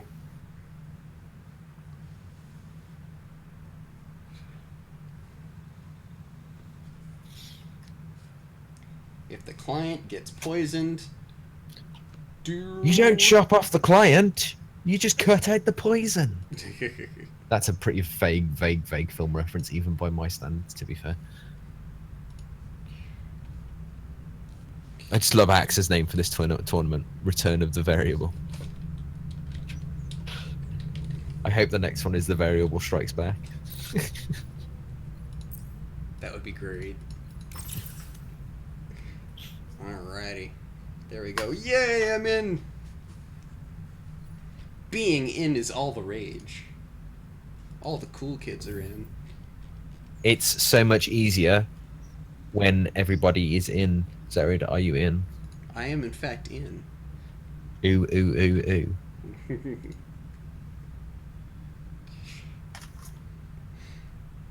Alrighty. having more. Talking about boom arms, I need a boom arm for my streaming PC. It would make my life so much easier if the keyboard and mouse were on a boom arm that I could just pull in and out. That sounds exceptionally wrong, I know. I mean, if we're gonna get into wrong territory, there's so much more fun stuff we could talk about. We'll stick to boom arms for now. Did you check out that rum I linked you earlier? I actually believe It's a damn fine rum. I'm wanting to say I don't remember what the event was, but there was an event where that rum was around, and I decided to be around that rum a lot. Yeah, that's that fair. Night, and that's probably why I don't remember what the event was. It's a hell of a nice rum. But I remember liking it, and I remember having a good time. Very vague and fuzzy rememberings, but they're there. It sounds like that rum, to be fair. Man, you just reminded me. I haven't done a drink stream in a long time. I need to fix that. Rum. I'm down. We should duo that shit. Drinks. Drinks. And then every time one of us dies, what we should do is we should do that stream, and one of us has to be the healer, and one of us has to be the DPS, and it has to be squishy. And every time one of us dies, both of us have to take a shot. Yes. And because then we're tied together. Each of us are a liability for each other. Straight in with the picks here. That Alrighty. So, I'm very, very interested in what the comp over here appears to be. I'm not entirely sure. Interceptor, Leviathan versus Basilisk and Aegis. I'm very interested why we're seeing Basilisks right out of the gate. 2 games in a row. That's what I'm looking at right now, and I'm thinking to myself, who does that? You don't pick the cloaker first. I say this all the time. Unless you know what is happening on the enemy team, or unless you don't care, or unless you're trying to bait something in particular, you never pick the most easily countered ship first. It's just asking for trouble. Especially picking a Basilisk into a known pioneer. Yeah, that was going to be my thing. Is like if they know that the pioneer's coming, so okay, why not pick the stealther first? No big deal. You know you're gonna have detect on the enemy team, but still, I don't think it's a very strong ship right the moment. I could be completely wrong. I am by no means an expert on cloakers. But, I think the recent changes have made it stronger, but it's largely down to skill. It's always down to skill with any of the cloakers because they are ultimately so squishy. I'm just looking at this composition right now. That is a lot of DPS coming out of Sharknado. That is a lot of fat DPS. Whereas there's a lot more control coming out from this side, but not Sharknado. Sorry, I apologize. Birdemic is what I meant to say. There's a lot of DPS coming out of Birdemic, but there's a lot more control coming out of Sharknado with that Basilisk Gravity Well and that Death Ball and whatnot. But they're not really making much use of. I can see what you're going for when you've got the AOE from the pulling in of the Basilisk, and then you hit him with a Death Ball. You need something like a Centurion in there. Now, if you throw a Centurion in instead of the Levy, not that I would, but it would make more sense given the compositions. You get a lot more out of that Gravity Well and Gamma as you draw the whole of the enemy team in, and then you just hit them with everything but the kitchen sink. But don't know, because I was kind of favouring. Yeah, I'm sticking with it. I'm still favouring Birdemic coming out of this personally. Yeah. No, I'm Infinity in that. I thought Infinity being something considerably lighter and more cap focused, cap centric, and same as Bodman's.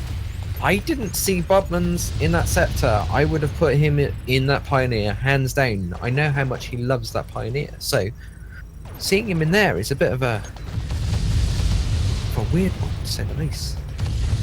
It might be. What I'm guessing is it's most likely one of those situations where it's like that guy is probably not as flexible as some of the other players are, so he's wanting to stick him in that Pioneer since we have to have it anyways. Because Bodman's, let's be real, Bodman's is terrifying. You know, if Bodman's is on the enemy team, whatever he's flying, he's going to be flying it competently. I don't think I have ever played with Bodman's and not had him be either an asset or a complete pain in the rear.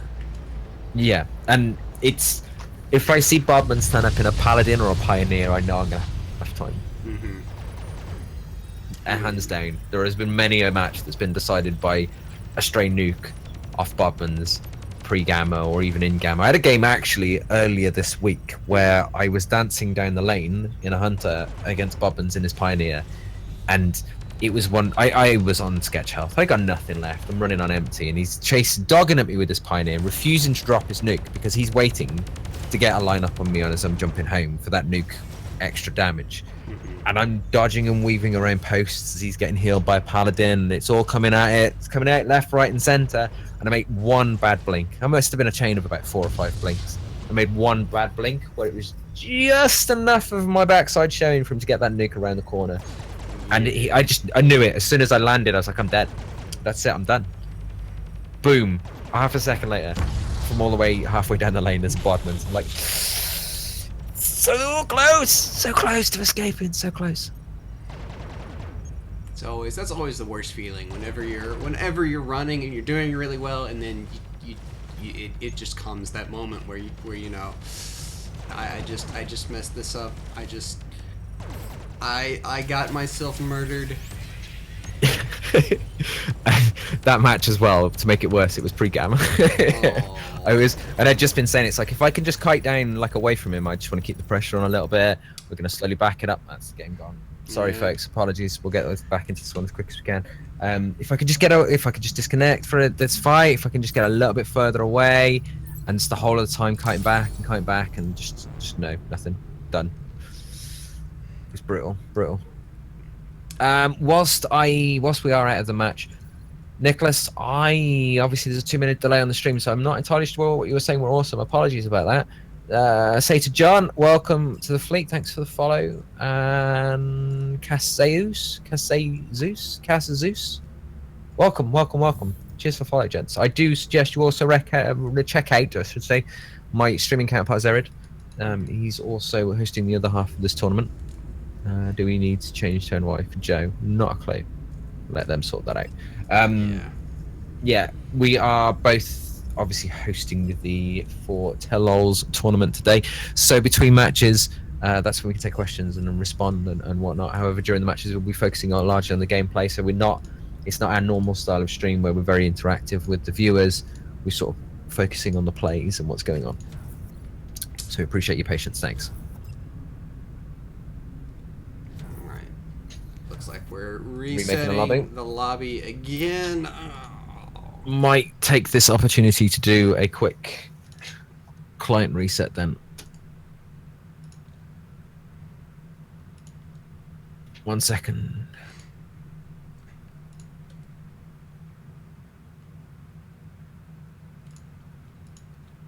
Alrighty, and while you're doing that,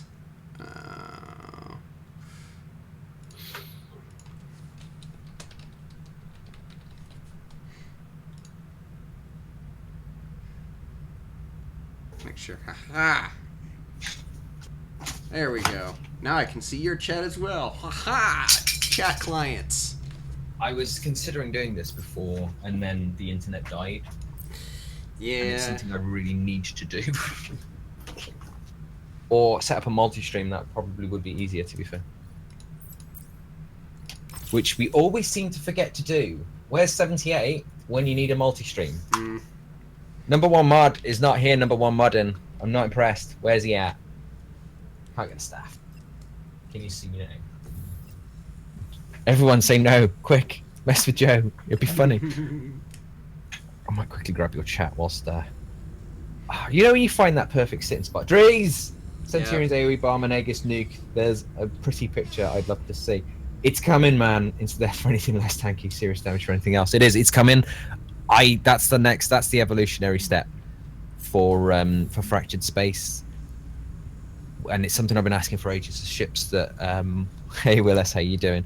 It's ships that synergize with each other and bounce off each other, and you start getting those wombo combos and those sexy plays and people working together to achieve greater things, and it becomes more than a sum of its parts, more than just that's the DPS is putting out damage, will heal it. I'm waiting for that time when you start getting people that start dragging other ships into certain positions in order to line them up for something else, or that moment when you've got a super long call, like your Aegis fires and their light that's on sketch health starts to get out of the line of fire of the Aegis, so your brawler hooks him and drags him back into the bubble, and he's like, no, you're staying here with me, come sit in this bubble, absorb the light, enjoy the burn, it's great for you. Yeah. But yeah, as impressive as some of the players are in this game, and some of the people that play this game are just absolutely amazing. I really to put it in terms that like anybody can understand. We're getting to like Dragon Ball Z. We're still like what, second season of Dragon that Ball analogy. now? That analogy. Yeah. The duo drank stream. Oh right, sorry. Nicholas is saying he wants to see. He's called it the duo drank stream. Oh goodness gracious. Ask 2 minutes before you want an answer. Indeed, Drago, and Willis says no. Question. Oh, I just what do? I just realised I keep forgetting to open your goddamn chat, Xerid. Folks, we might get a brief burst of audio from Xerid's stream. Brief one. Conquest mode. Alrighty. We're in picks. Are we going? Well, we should see the exact same ships. We should. However, do you remember what they were? The ones on my team are exactly the same, so we're still good. Pio, Pala, Levy. Pop out the chat, thank you kindly. There's a. Are you familiar with a program by the name of Chatty? No. Let me. Is this Chatty?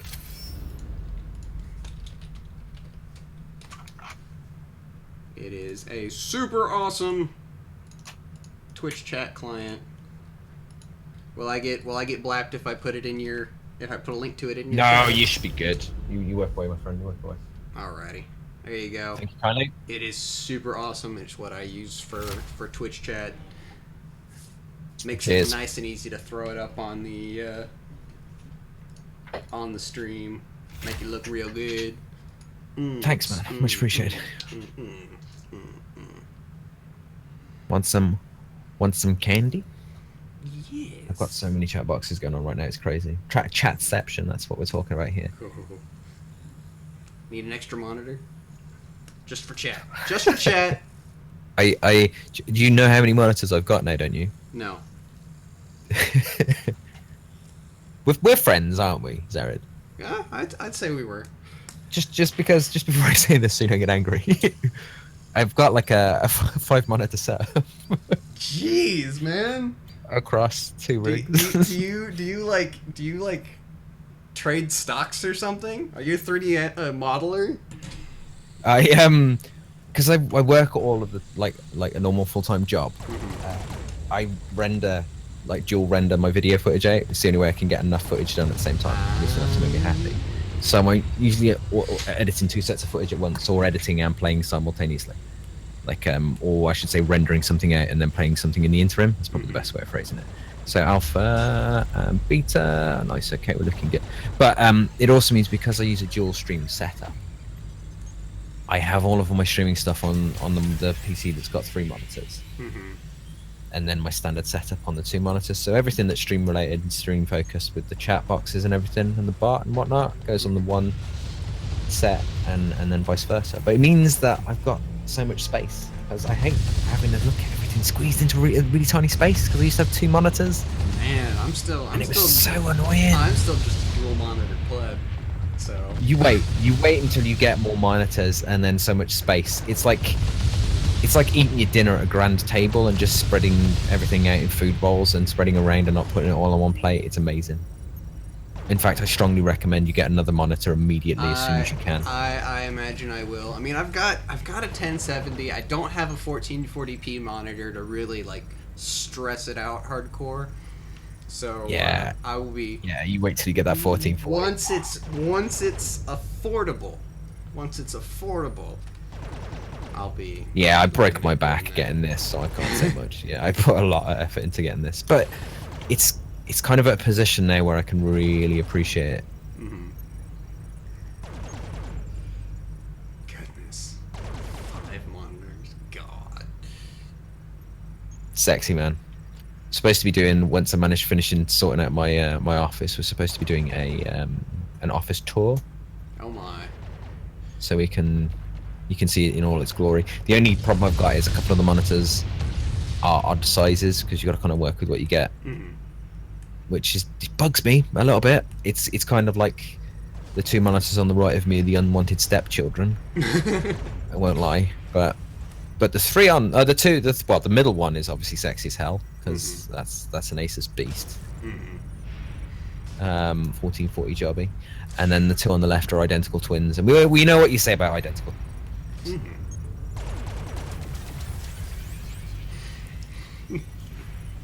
Like Paladin Strains, Gladiator, Set Shield also works awesome with the Gladiator anchor. Yes, very much great damage resistant to their trees, to be fair. I'm still taking chat questions and statements and observations at the moment while we wait for this match to start. Who is not getting in? Unfortunately, we can't see. It might be Joe. Yeah, we can't see the in-game chat. We don't know what's going on, folks. Apologies. We might have to get a substitution here. Yeah, them technical difficulties. It's fine now. I'm, Yeah, say Joe. Jack about technical difficulties. It's AXA. I've told you, you're cursed, AXA. You and your technical difficulty tournament. Once again, the Joe. Joe Nation. Joe Damnation.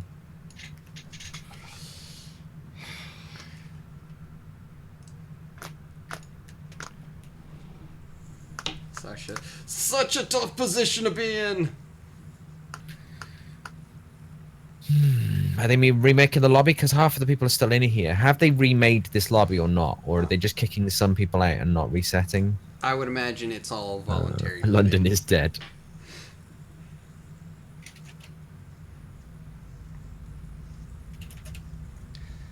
Looks like we're going to be getting ourselves a New York server.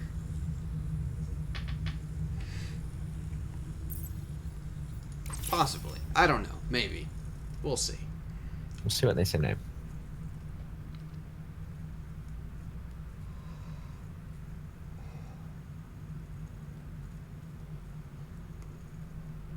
Oh no, we need to get underway soon. My Red He Bull's keeps wearing losing off. comms, asking him to make sure no one is on his network or is downloading and streaming. Okay, that's fair. It sounds like Joe's suffering with the old, you know what I'm saying? Mm-hmm. You know what I mean? Yeah.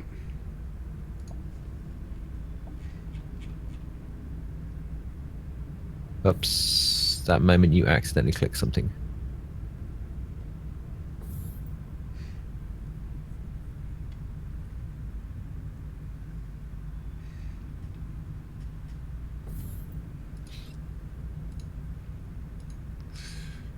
Well, I'm surprised we haven't seen a result from Arachnosaur and Scorpidal yet. That must be just a pitch I'd have battle.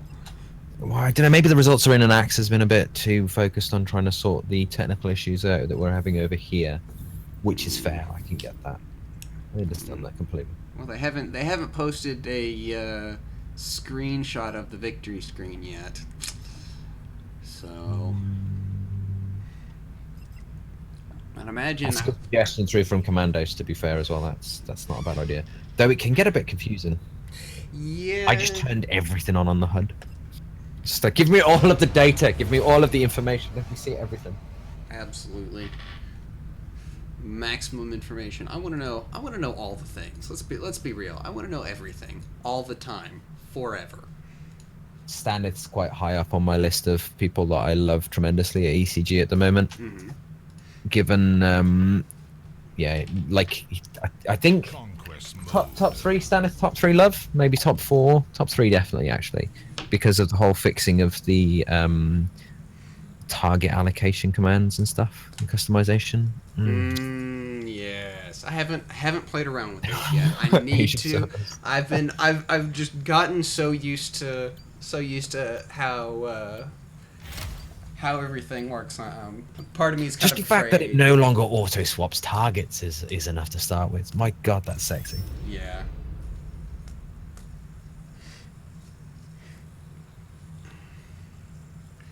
That's definitely something that's welcome.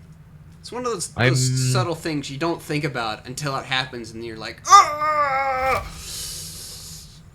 I can see both sets of chat. That's a little bit unusual. That's a first, yeah. I'm not entirely sure that that's possible. I think whatever wall code-wise was there has just kind of given up. I think it just kind of gave up. I'm not entirely sure as I blame it, to be fair. Mm-mm. It's like, you've started this game how many times? Can we not just do it now? That would be super nice. As much as I enjoy Shoot the being breeze. being a part of all of this, I would like for the tournament to Progress? get on with it. Yeah.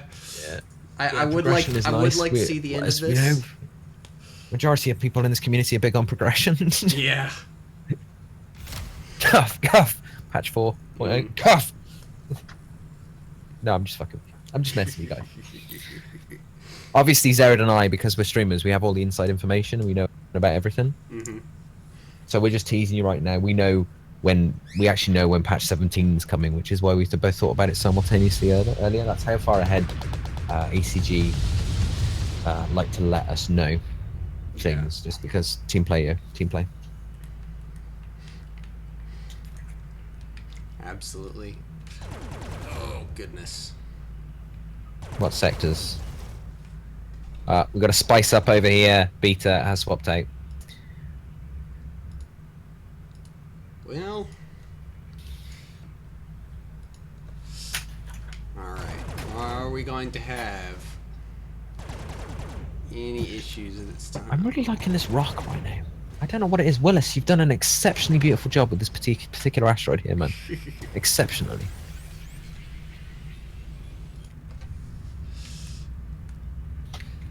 Really. The question I've got is, sorry. I was about to say, I'm really digging the new planets. Yeah, the color, the glow, the green, sectors. and just all of it. The question is, how much time did Willis spend staring at stones in his garden in order to get the details on these asteroids down? That would be some interesting trivia. Pull him in for that's what we should have done. We should have dragged the bugger in for pre-round questions while we were waiting for the problems to rectify themselves. That is clearly what we should have done. Oh, are we starting? Are we starting? Xerid, calm yourself. Breathe deep. Breathe deep, Xerid. Where's my bag? Where's my brown bag? I need to... Oh. You need rum. All right. Oh my God, we're finally underway with round 4. Game 3. It's happening. Game 3, round 4. I don't know. We've been here a while. Yeah, it's game 3, round 4. I really want the Aegis charge hole. I really want it to go all the way through. I really wish the hole went all the way through, and it wasn't just like a cup, like a cast cup, like for casting iron or something. I really wish it. Anyway, off on a slight tangent there. I'm over in beta. Yeah, where Dyer's slowly trucking down towards Zoeth and Infinity.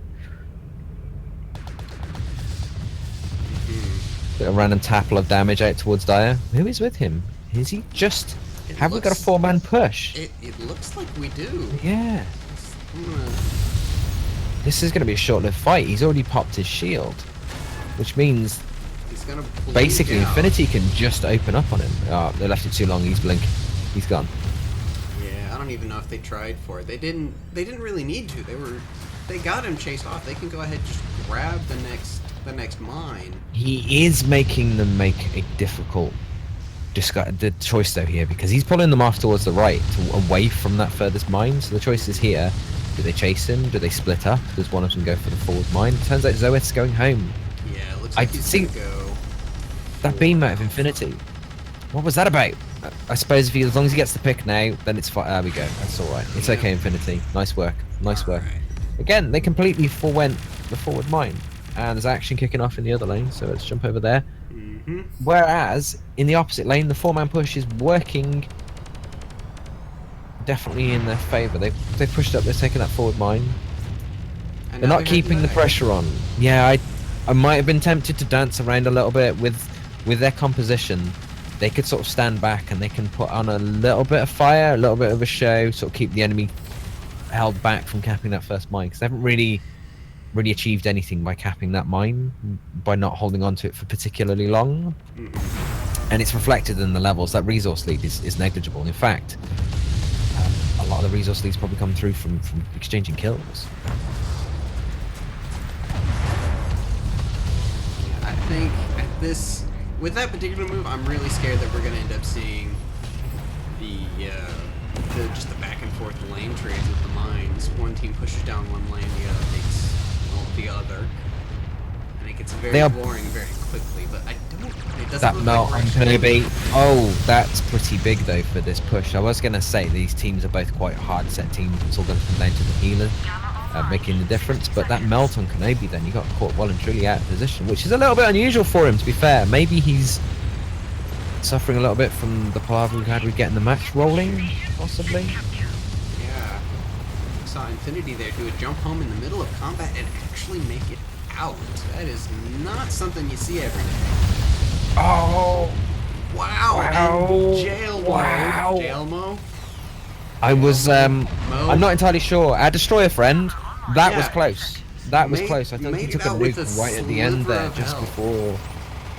That's the price you almost pay for taking a ballsy jump such as that. But looking over in Gamma, Infinity arriving early, getting some early damage out. Not a whole lot, but enough. looking at this Basilisk trying to set up, he's engaged a little bit prematurely there, I'd say. The rest of his team is quite a way behind him.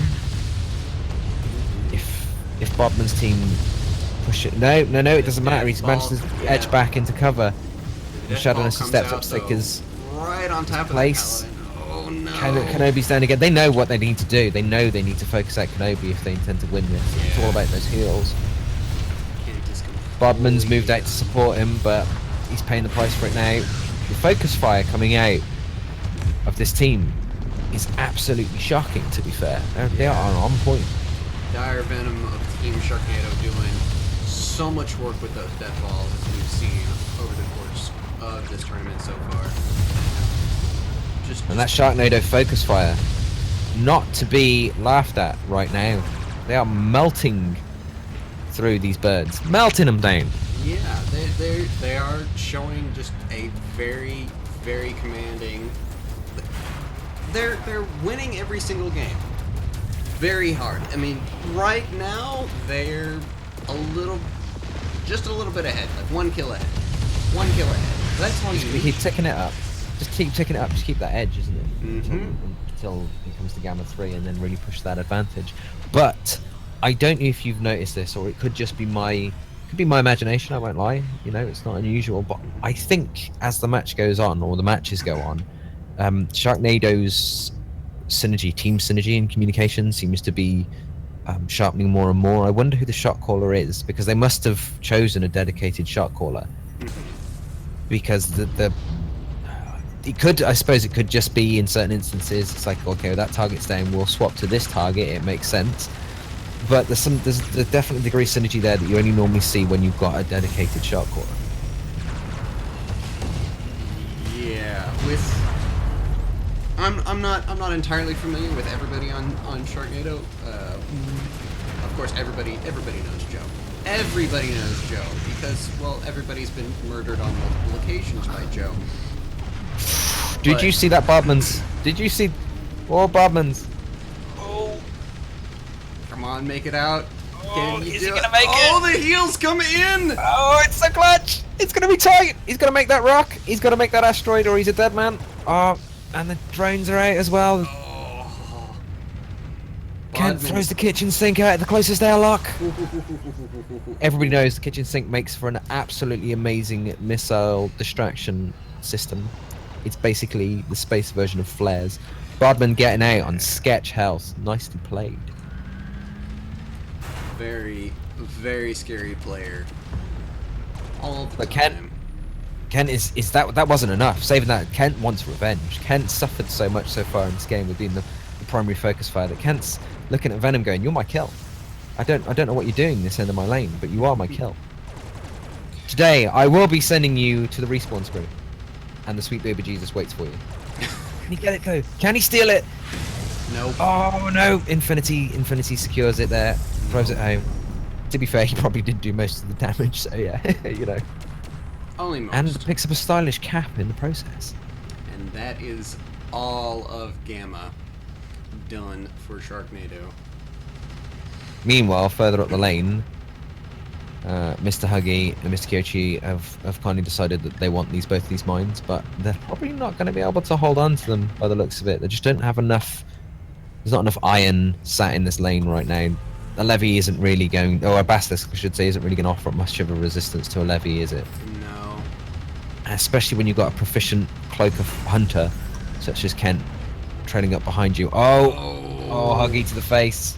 No, don't get. Oh, that finisher. Don't Kent get, in for the finish. Don't get close to the front of a Leviathan. It's a surefire way to get yourself a 30-second timeout. Well, Basilisk, nice play though. He's mounted Infinity on the side of an asteroid. He should have disengaged there. He really should have gone for the run the after death getting him ball pinned comes down. out. Oh, That's not just- gonna do a whole lot against. That's tickle damage. Leviathan. Yeah, even with the combined attack from the Bassi, that is literally tickle damage, and he can't get a cloak long enough, and he's put himself right out in the open now as well, for burying himself for everyone to take a part at him. Yeah, there really wasn't anything he could do in that situation. Surviving as long as he did was impressive enough, but really not in a position, not when taking fire from 3 ships. But meanwhile, do anything. in Alpha, we need some Batman music in there, classic Batman.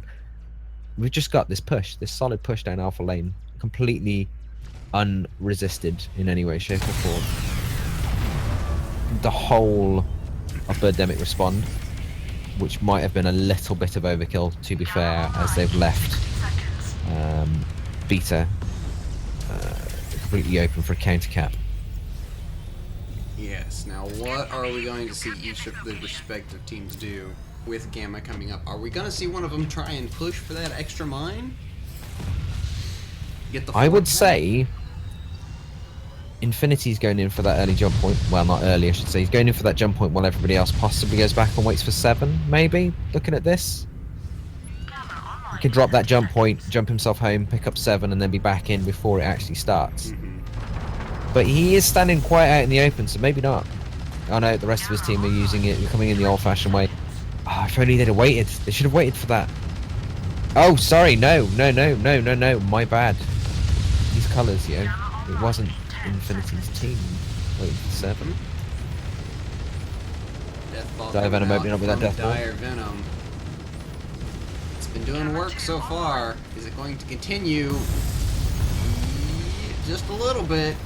It's a lot of bit of tickle damage down on Kent there. That's all you need. Managed to though. mitigate. Oh, that levy beam. That's big. That pick 3 fight, essentially, there, really. That was quite a nice pick. Paladins picked off of both teams. We're about to see one Pioneer go down. Shadowiness has fallen. Zoeth And Bodman's pulled in tight. Oh, the whole of the team caught by that gravity well, and they're just being picked apart now. The focus is real.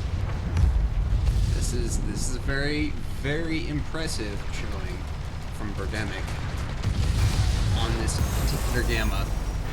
Are they going to be able to pull off a Gamma 2? Oh! It doesn't look like they're going to be able to make it. The Infinity counter beam into Joe. Not with, well... Joe hugs cover. They might make it now Oh. that Dire Venom has decided to leave the bubble. Uh-oh. And there we go. Jelmo's the decider here, though. You just gotta wait for that shield to drop on Joe. Melt Joe out. Are we going for another round of duking it out? Is this going to be one of those Gamma fights where both of the Paladins rejoin and they try and keep their respective teams alive? And Doesn't look like it. Kent has decided to bug out before he got deathballed again. Sharknado are quite happy, though, I'd say. Oh, wow. That could be Deathball quite... on a jumping Oh. destroyer. More than half his health. Wow. 75. Oh, that's 80% of his health right there. Not the best time to choose to jump, folks. Definitely not the best time to choose to jump. No. Oh, also traveling the same direction as the death ball. That's Some free wave you damage. don't want to ride. You might as well have just eased off the accelerator and hope for the best there. Yeah, that was not dead, but that puts you out for those extra few seconds while you heal, which doesn't seem like a big deal. But you know what? 5 seconds here, 5 seconds there. That adds up really quick. That it does. 3-man push here from Sharknado. Level differential is still not all that much either. This is easily the closest match of the 3 that we've watched so far. And it looks like Sharknado is going to continue to push down Beta while everybody from Birdemic is chilling. Rotates in back for their Alpha. upgrades. No. They're not going to send anyone to respond to this? That's a jump beacon coming out of the levee there. Uh-oh. Is that an accidental jump beacon? That is an aggressive response, Huggy being the primary target for fire there as well. Or is he? No, they're swapping off, trying to keep Kochi suppressed. Hiding behind that mine. Quite a stiff resistance that's just come through. Kent has taken an awful lot of damage there. Basilisk getting thrown by physics right there. Oh, I missed the play. The push. Did he bounce off the station, did he? Yeah, he got thrown and it threw him out of cover. And that is Oh, was it a Pyro definitely nuke, was it? costing Or him. a focus fire. There goes Kyochi. It's opened up the door. Very, Dire Venom, very is he blinking out unlucky for the right death ball from behind? But they're just going to ignore him. He can't really put out enough damage. Kent just needs to fly up because he's going to be the primary focus. Meanwhile, there goes Huggy. Huggy down. He decided not to death ball. No, he went for the extraction. there. Yeah, no reason to death Realizing ball. the death ball, yeah, wasn't really going to achieve anything. This is... I was about to say that this match is getting pretty good, but we're seeing some silliness. Oh, I mean, the... joined just in time in the other sector to see JL Mo go down to Infinity, and then Infinity go down to Joe. The exchanges at the moment, though. Kent topping up Bodman's. Wow, almost the entire team of Sharknado down there for a second. They're still ahead, but only by 2,000 minerals, which is nothing. Question is, can Birdemic get enough of a mine cap before they need to get those end mines before Gamma 3 in order to make sure that Sharknado don't pick up level 9 pre-Gamma, because that will seriously make the difference, I think, with these two teams when it comes to that final Gamma. Yeah, that huge power spike from level 9 can very, very easily decide this match. And these are both teams that that know how to capitalize on securing a gas 3 and how to push with it. I don't think this is going to a second Gamma 3 unless both teams end up wiped and practically no one has Gamma. That levy beam, cheeky levy beam coming out on Huggy. Yeah, Puggy doing a very good job of wandering into those this game. This is that moment now. This is when you want to get a pick of an enemy heavy ship, so that although they will be back for Gamma 3, they're still going to be late to the party. Yeah. Focus on gamma facility. But no, it looks like both teams are playing safe.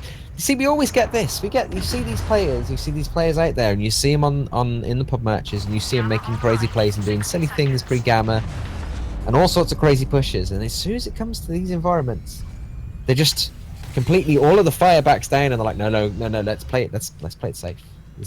There's status on the line here. We've got to play it safe.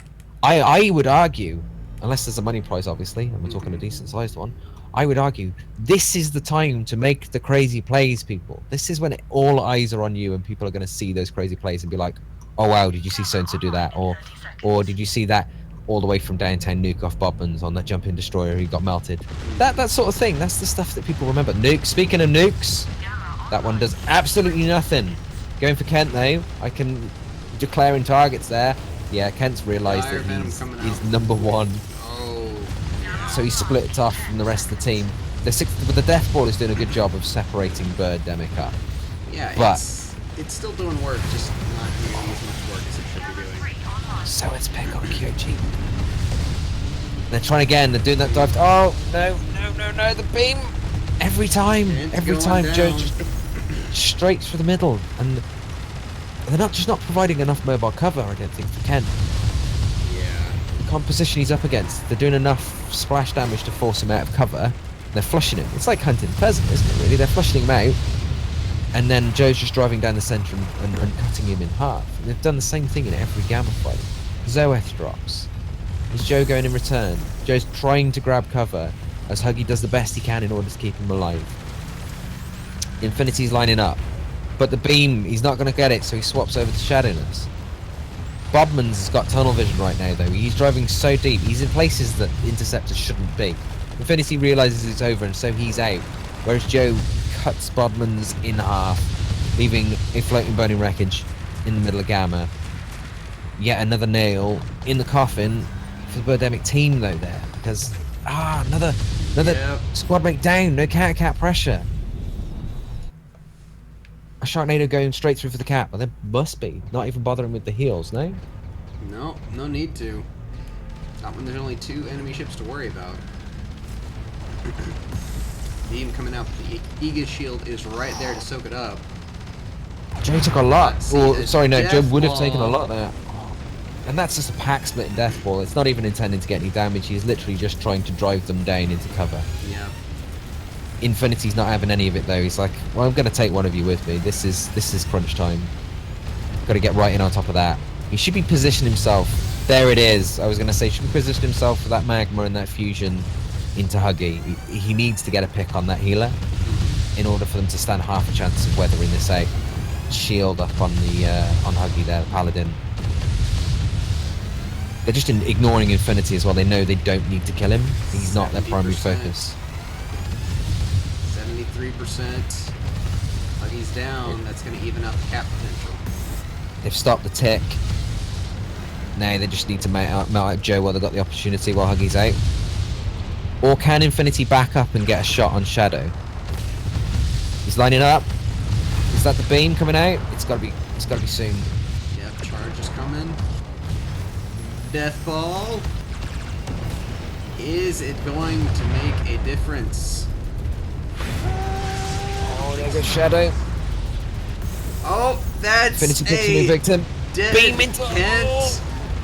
There goes Kyoji. Full beam he tasted there. Full beam. Leaving just Venom to get picked apart by the rest of the team. But he may be taking Bodman's with him unless Bodman's can get some sort of cover. Definitely going to be taking Bodman's. Too slow a ship to duke the track shuts off. Oh, he hasn't got it. Oh, he's gone for a leave. Well, he doesn't need it. Level 9. He just needs to chase stats. He just needs to get out. I'm quite shocked that they didn't manage to capitalize on that. It was a beautiful hold there. That spearhead coming in off Affinity as well. The way he just drove square into the enemy team, knowing that he wasn't going to be the point of focus. Yeah, And that's what I'm talking about. That's without calling back to previous tournaments. Funny enough, actually, I can see him sat in chat. That's classic Commando status right there. You look back at the tournaments from a couple of years, well, over the past couple of years, that Commando statement of like, no, I'm going to fly my heavy, and I'm going to fly my heavy directly into the enemy team, and I'm not going to die. I'm just not going to do it, because today is not my day to die. Today we don't die. Okay, I might have got a little bit overexcited there, folks. Apologies for that. This is the time to be excited. This is round 4, which is whoever wins this will be making their way to Finals. the semifinals, finals. Yes.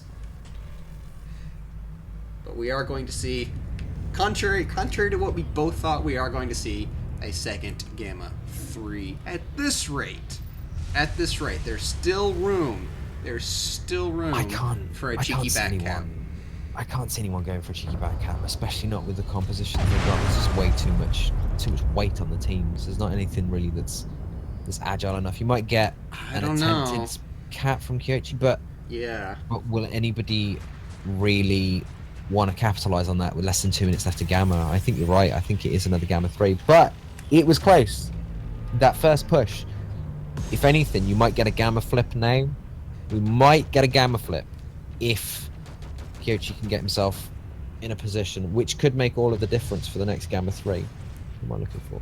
There he is. Looks like he's not pushing himself forward, so we're just Which is a shame. to see a nice, calm get into Gamma. Punch each other squarely in the face until one team's dead. Yeah, classic Gamma style play. If it ain't broke. If it ain't broke.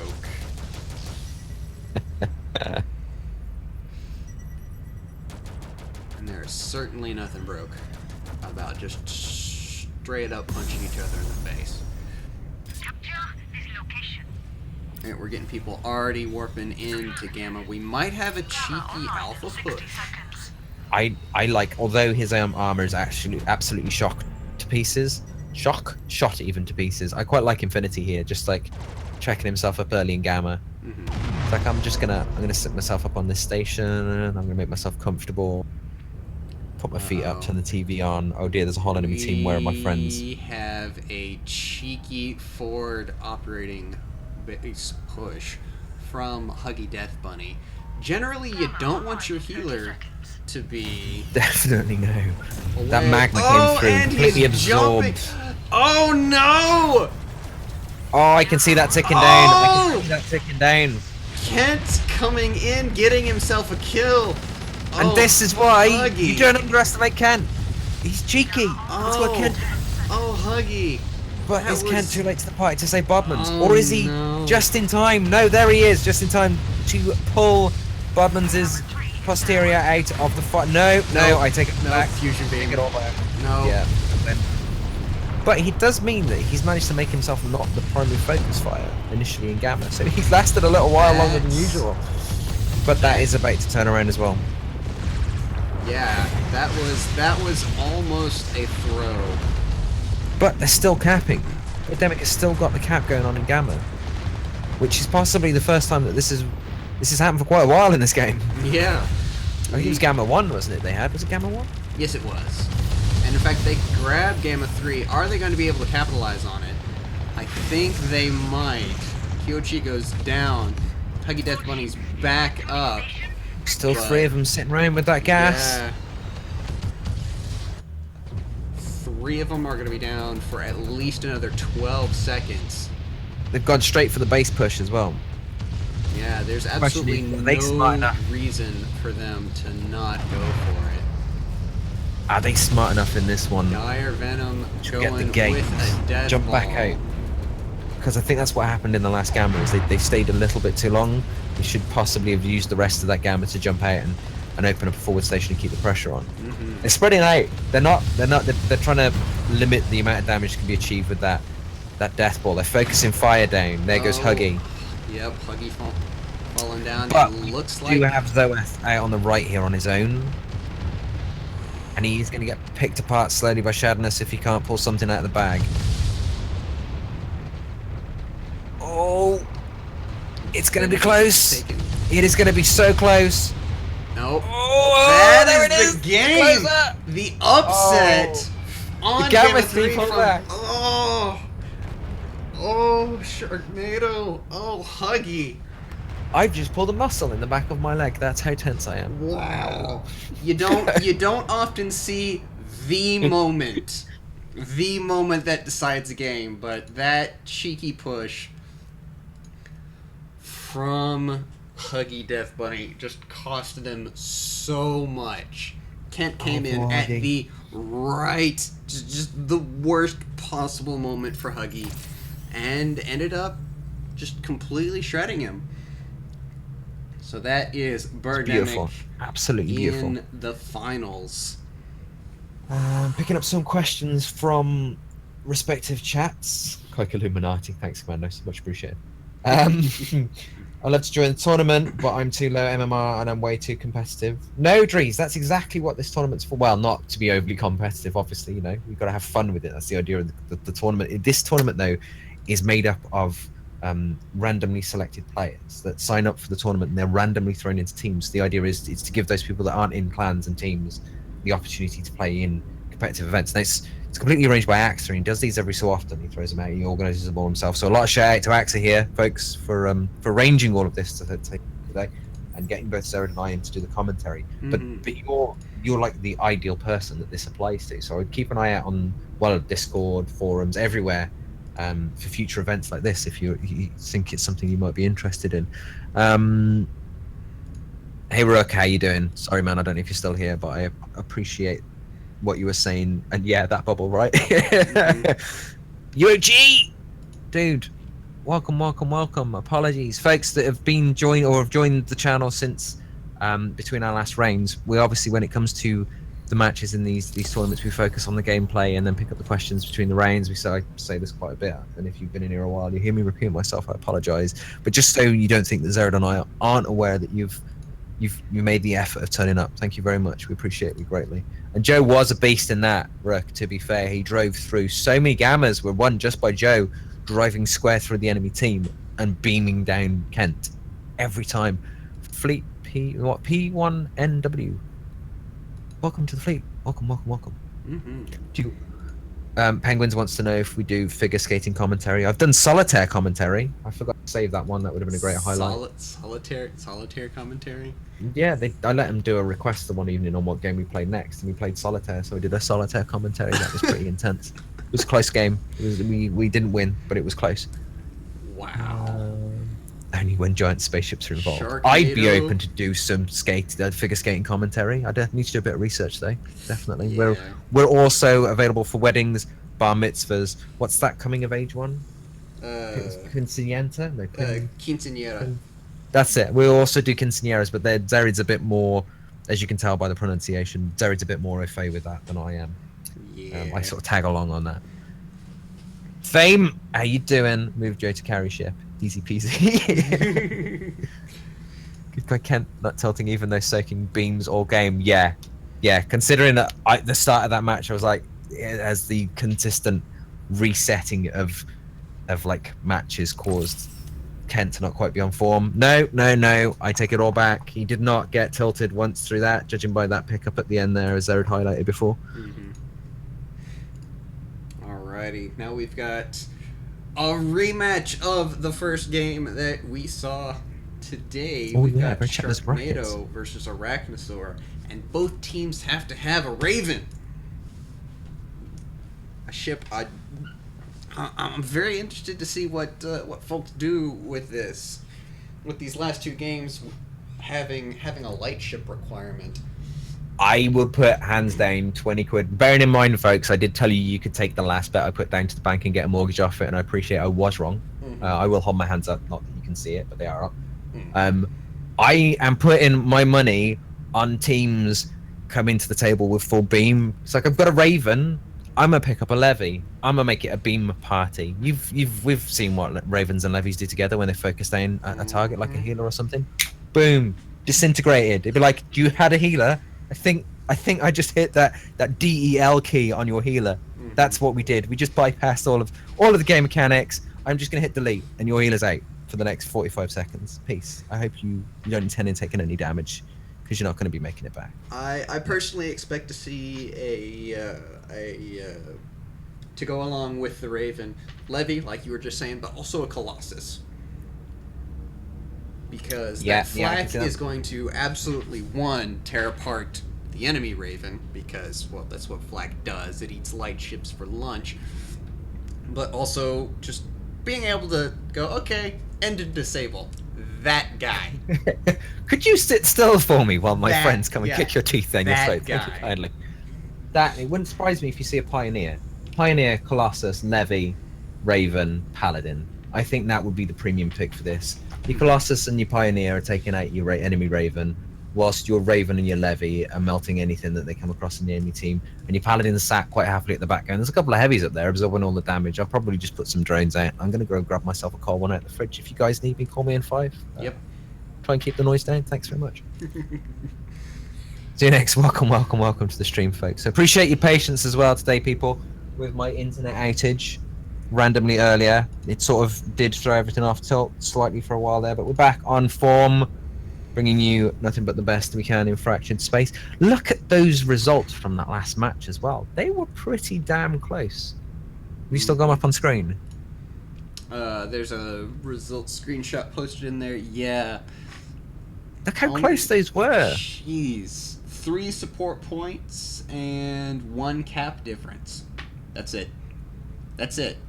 It literally, that entire game came down to that one cheeky cap and that luckily timed jump in. That was the entire game right there. Which, it feels really bad whenever you're involved in one of those, right? Whenever it's you, and we've all been that guy, right? Yes, I primarily fly a hunter. I'm always that guy, because it either works or it doesn't. There's no middle ground. It's cut down 50-50. You die or it works. Yeah. And that's as simple as that. Mm-hmm. It's the price you pay for a gamma flip, folks. The price you pay.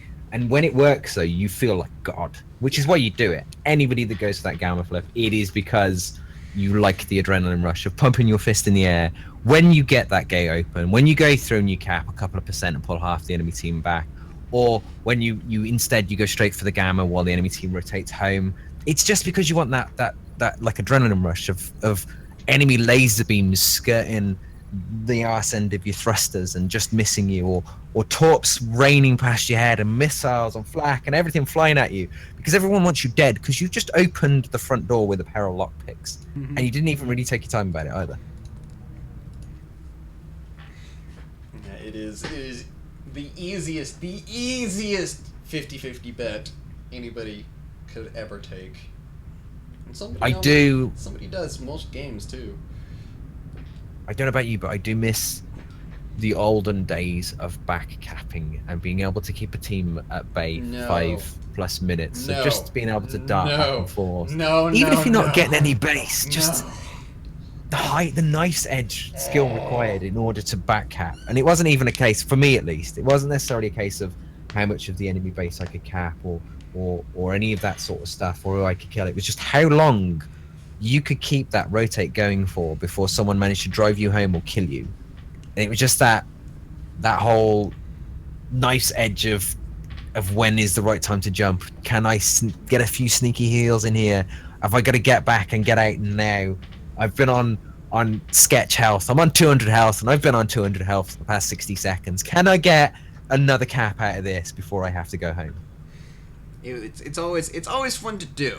It's always fun to do. The few times I was actually able to pull it off, yes, it was very enjoyable. But more often than not, I always found myself on the receiving end, and I could never get my team to realize that no, we don't need 4 of us responding to where the guy just jumped in from. We just need 1 of us there. everybody else It's needs all to go about to knowing the other lane. where they're gonna be rather. And it's that point of knowing it's a lot harder now. It doesn't flash up on the radar. It's like knowing when your would-be back capper assailant who is capping your base has decided he's had enough and he's going to jump to Gamma, and being there just in time to hit him with a volley of missiles while he has to use jump home in order to get out. Yeah. Goodness me. Yeah, Infinity nailed it. Oh, I just got an vote from an invote. Have I gone all Canadian? Apologies, Canadian viewers contingency. I appreciate that's not how you actually speak. And Kaika loses half of his viewer base. The nicest half as well, and that's the rest of them gone after I make a sweeping statement like that. Thanks, guys. That's me done. Toodle pip. Oh. I think I need a coffee. I'm reminded. Complete non sequitur. Actually, well, kind of, but because it's Canada related. But recently, You started singing "Blame Canada." We're both done. You know that, right? No. This is something that's actually. I can't exactly say cool because it's dark, but it's interesting. The record for longest confirmed lethal shot by a sniper was set by a Canadian recently at 3.2 kilometers and change, something like that. Wow, that is a shot and a half. Yeah. You just reminded me. Do you know how the birth of the 50 cal sniper rifle happened? I actually don't. I can't remember the exact details. I can't remember the name of the marksman, but he was a well-known marksman from, I think it was the Second World War. And obviously he was making ranged shots. And he took a 50 cal, I think it was like a machine gun, mounted machine gun, because he needed to make a long-range shot. And he couldn't find anything with a high enough caliber. He used the 50 cal and dropped like a massive magnification scope on top of it, and just used that to make the shot instead, simply because he hadn't got an alternative. I was like, that's ingenuity right there. To be fair, I recognise your skill. Fair play. So it was just the creation of it was an accident because he needed to shoot further. That clearly, this is where Call of Duty was invented. Throw a scope on it, it's a sniper rifle. Don't like it? Well, deal with it. This shit ain't getting there. Commando says before the base siege was better. We're pushing lanes and getting that FAB take skill and rewarded you with victory rather than the simplest G3 when Gamma 3 is responsible for speeding up a lot of games. And I remember the first tournament we run after the changes to gas, and it was tech versus lower, and lower completely and utterly forgot about the new Gamma 3 status, with it giving you the ignore the FOB jump. And the whole of lower respond. They got caught with their trousers down before Gamma 3, and tech had been on the back foot for most of the match. And they got caught with the trousers down around Gamma 3, and so they were late responding to it, and they jumped. Can't remember who it was in lower, jumped through, he just respawned and he jumped through to Gamma just as they capped it, or in response to them capping it, and completely forgot that they could jump through to their home base. So lower had been really confident for most of the match and had been really owning it and pushing tech back, and then just off that one, that was the first time we ever saw, at least in a competitive sort of environment, the change of the effect of gas 3 knocking open those gates automatically. Just as everybody recoiled from, holy shit, tech just took it. Wow, that was out of nowhere. Amazing. Yeah, I do. Tournaments after there's major changes like that are always Interesting. I was gonna say the most fun, but that's not entirely true. I mean, if you're for us, it is. For me and you, it's great. it's tons of fun to watch, but everybody else, yeah. I still remember the amount of salt from the All-Stars tournament that was held like 2 or 3 days after the release of the Aegis. The release of the yeah. Yeah, and it was overpowered. It wasn't the That's most just- overpowered thing, as we saw in the finals. Freaking Just that. No, that tournament after the release of the crew system, and there was a tournament practically instantly, and everybody's just blowing everything that they can to try, unlike on all their drops, in order to try and get the new crew, and people are spending money on getting crew pods, just to get the new crew, to get any advantage they could. But it was just like, nah, it's all right, just relax, it's okay, it's fine. I think I was very lucky in that I pretty much rolled, because I'd been holding my crew pods for a while. I rolled the majority of all the crew out of the crew pods. It's the only time I've ever had any luck with pods, ever. Goodness me. Not quite sure why we don't have... Why is Centivita on a pay? I don't know what's going on here. We're waiting see on what we- somebody. New ship on screen. Thank you folks very much for the follows. Normally I would say thank you individually, but since I don't have my graphic up right now, I'll do it at the end of the stream. Where I can M60 power. pull up. Speaking of, thank you for the follow. 343 MMR contender. Yeah, look, we got Yeah. people with very low MMR, and you know what? That's awesome. But he's got one hell of a nice profile picture. This is true. I like it. This is true, and that counts for a lot. That's at least what, 400 MMR right there by itself. Yeah, definitely. So Though I think we have to deduct 250 MMR for having double A, double T in his name. I'm not in. Either a double A or a double T would have been fine, but both of them one after another I mean, with a if double we're- O at the beginning. If we're doing deductions, I mean, there's Clippy right there. I think that's tongue in cheek. I know it's supposed to be, but the amount. I do like the originality with Obi-Wan spelling. Mm-hmm. Obi-Wan. I do like that. I think he should get bonus points for that. It definitely. He's triggered about All Stars. Double brawler, double Aegis pad, and oh god, yeah. Oh, it was Gamma 4 back then, wasn't it? We dropped to Gamma. Yeah, that's right. I Many forgot changes. about I'm starting that to too. feel old. I'm starting to feel really old. What else have they Then we changed apart go from what's further the name back. Gamma used to be Gas. It used to be gas, and then before that, it was also a resource node that you could capture. That if you got you as much resources like per tick as the entire rest of the map. It's just Willis. It still tickles Willis when I call it gas because I do it out of reflex without even thinking about it. That's one of the ones that it's hard Wrong to get Infinity, away mate, from. but- We're so good about the ships, but gas and I still call resources minerals. I don't know what they're called. Yeah. They're always minerals to me. They Yeah, will that's always fair. be minerals to me. It's when I get hit with a point like of like high tension and I start defaulting onto old names Mm-hmm.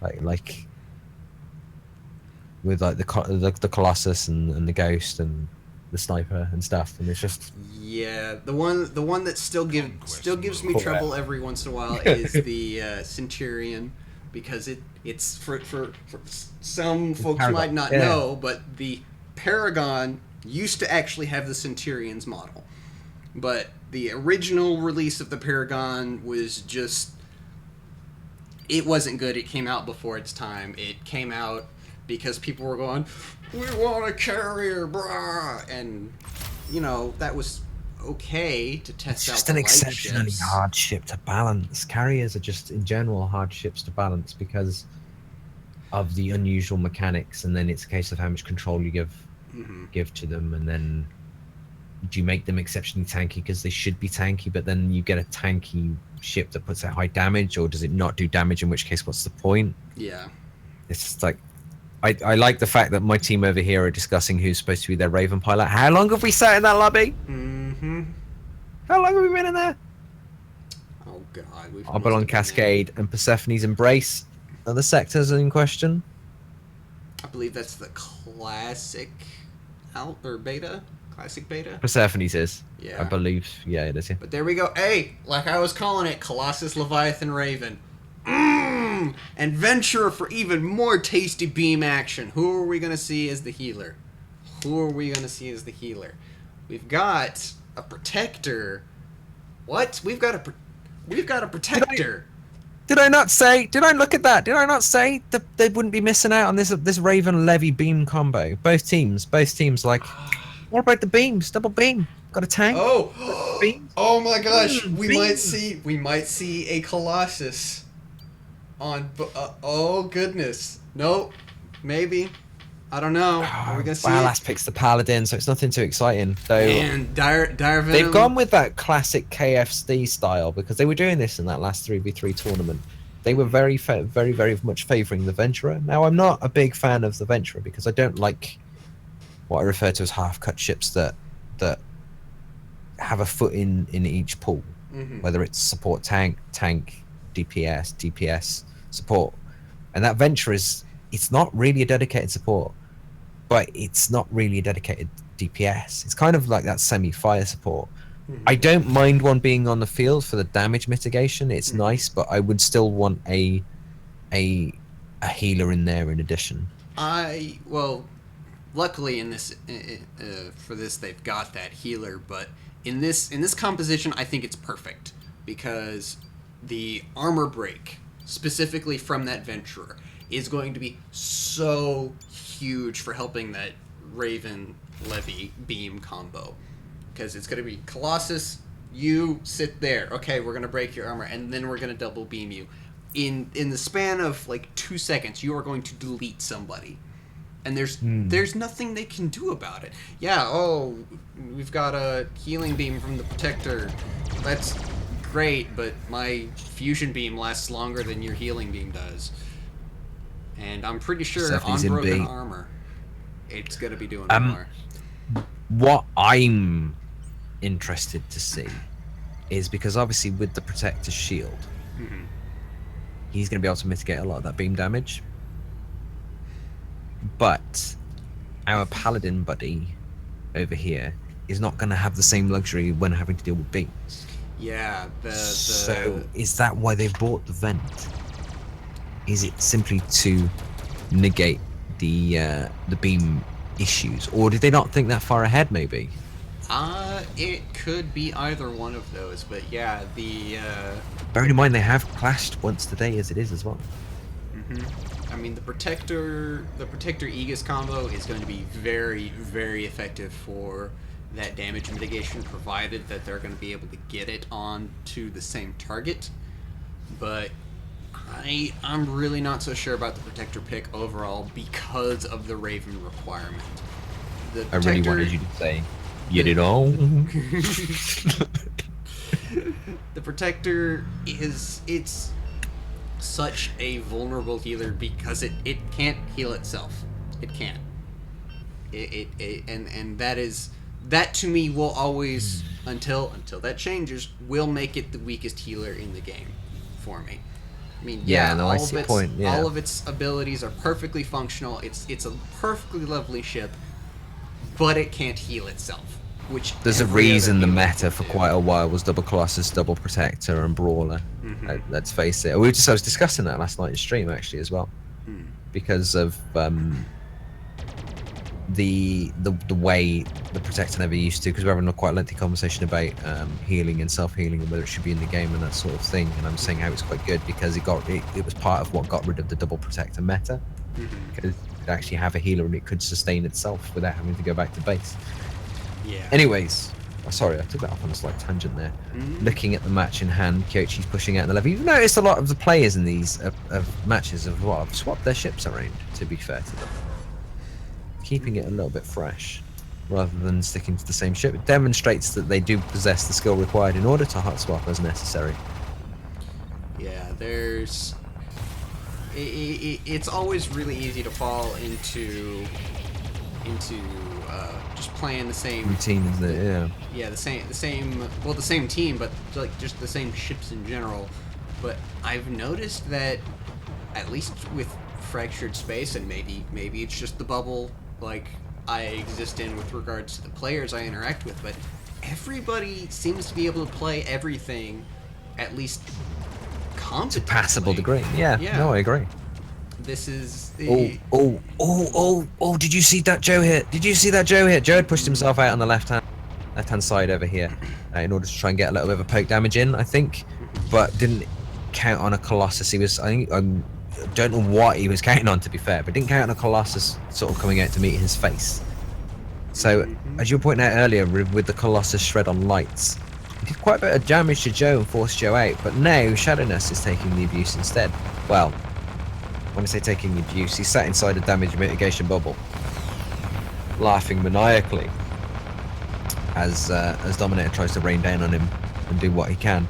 But Kyochi's driven forward. Nobody seems to be interested in trying to resecure this middle mine, though. And Kyochi's not exactly lined up for... He's reversing up now. As I say, for a second there, he looked like he might have connected because he wasn't moving. But Dominator's just... He's literally trucking down the middle of this lane. I almost feel like there's no coordination coming out of these engages over here. So they're not entirely sure what to do or who to pick, because he's swapping targets so freely as they drift in and out of range. So unfortunately for me, he hasn't got any support, so he's not really achieving anything because they're just slowly picking him to pieces. Clippy's doing the best he can to support him with heals, but there he goes. They got into a position where their healer was being chased, and their Colossus Dominator could have done something there. He could have pushed farther forward, but it ended up not working out for him. Oh, holy crap! I didn't even notice that it's time for Gamma. 30 seconds. Gamma online in 30 seconds. Looking at it, it wasn't. It was Clippy. It must have been a stray Shadowless beam. It was Clippy was trying to get fire support. My bad. Goodness. Gamma online in 20 seconds. This game feels like it's going just extra fast. Arachnosaur turning up early for Gamma. Gamma online Get themselves nice and bedded in. Are we going to see a death ball from Dire Venom? I'm not quite sure he has the energy to pull it off. now available. Death ball timing, as we've covered in many a tournament before. It is all down to the timing and what the desired effect is. Is it a maximum damage? Are you trying to split the pack? Are you kind of trying to just cause a distraction? But he's getting drained. There's Ravens. Picking anything that's heavily energy like dependent in a match against Ravens is probably not overly advisable because he's gonna want to spend all of his time trying to drain you. Huggy's truly out of position right now as well. His face on the front line as a Reaper. Granted, the Shroud is buying him time, but that's not going to last forever, and he's about to suffer the full wrath of Kent's team. And there he is. He's on the run, but there's not enough cover soon enough to save him, I don't think. Oh, Shadowless. Barely. That save. Man, this is ease.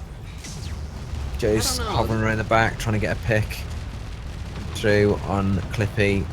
And it's a lot of these fights, I think, are going to be decided by which Raven manages to blow up which Raven first, so that they can both then pop out of cover and then go full ham on the enemy team, while the enemy team tries to pick out the enemy Raven. This is such a conservative Gamma. By It both is. It's teams. really good. There we There go. We goes finally Huggy. have it. Finally. They've taken...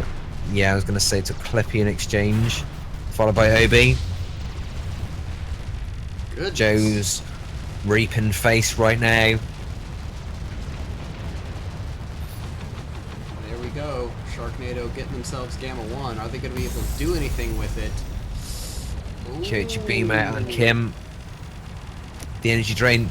Kim is just maniacally laughing at this right now, the amount of damage that's coming out of him. He must be running one hell of a tanky crew. Kyochi's given up. He's had enough. He doesn't want to waste any more of this Gamma. He's going home. Goodness. Venom, what was that death ball about? I think he was just trying to get rid of it, but it doesn't look like it's done any good. Yeah, not a single point of damage done. I bet I'll be regretting that inside the next 30 or so seconds. That's the let's follow this push coming out of sorry. Let's get off that. Let's follow this push, as I was saying. He's responding out of Joe's team, capitalizing on that gamma. They are, one might say, sharking down the lane. No, too soon. Too soon. Too cheesy. Dire Venom hanging out here in beta. It looks like... Wow, it actually looks like he's gonna live. Sharknado are pulling out. Everyone's pulling out. Are they going for a full rotate in response to the push? I think that's exactly what we're gonna have right here. Dire Venom setting himself up for a death ball. Cenavita's going to be making him way swiftly, I should say, to the respawn screen at this rate. Oh no, Obi's in to save the day. Here comes the fusion beam. Beam. Oh, right on the nose of that Reaper, exactly where he doesn't want it. He should really be putting some thought into grabbing that mine, grabbing some cover now that his Xerid is on cooldown. Yeah, the lack of focus fire really not doing any favors I wonder, for Sharknado right now. both teams in general, we're not seeing the same Sharknado that we saw in the past two rounds. And as I was saying in that last round, with their synergy, the way it was sort of coming together, and they must have had a shot caller that was making a difference. I think what we're seeing right here is both teams going, okay, we faced these guys before, but what's different now is that if we lose, we're out. So they're going extra conservative, which is, don't think the way that really needs to... Oh, the melt on Kim! I think that's over in the other sector. I missed that because I'm watching this exchange with Cenavita as he's picked apart by three of them. But he's doing the best he can to try and put Dire down. Nope. Oh, he's jumping. He's done. Can he get out? On the wall. Can he get out? No, so close, so close. Barely.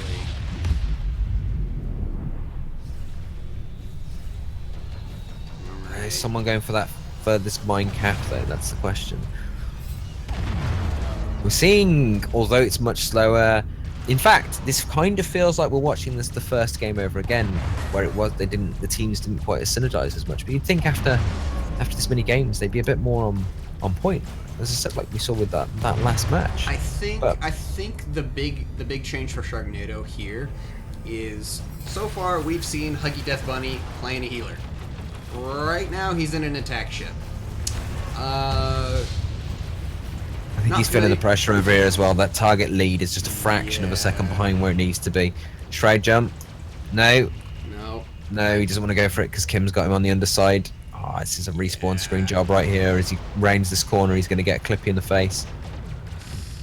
And obviously with Kim and Clippy being prone to playing with each other as well, their coordination and communication is going to be on point there.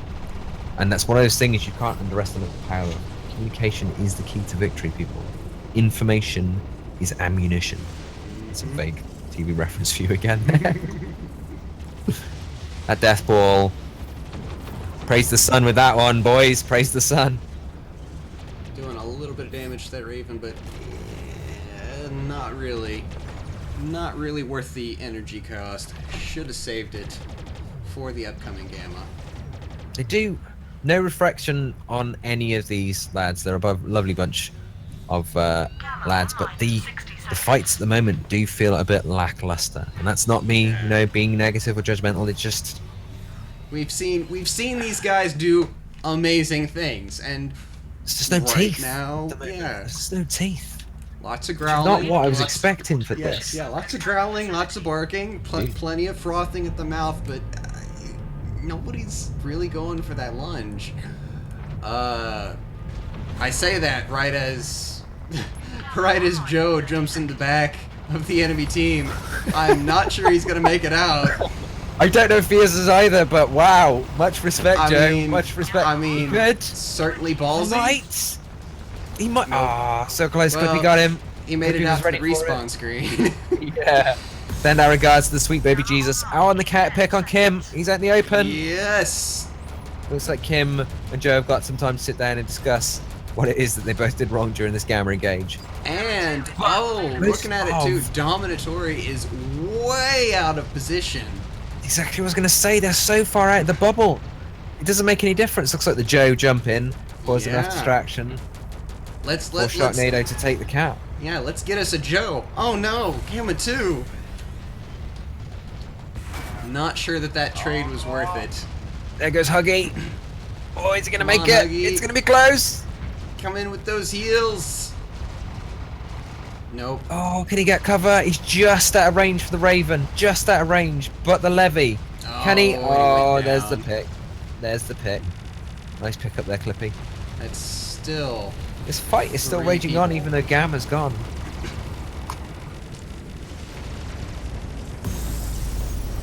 Cenevita out in the open, just feeling that warm, fuzzy glow inside that death ball.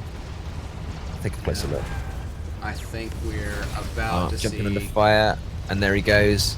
Yeah, Sharknado is just taking advantage. I mean, if they're gonna fight, I mean, might as well cut them down.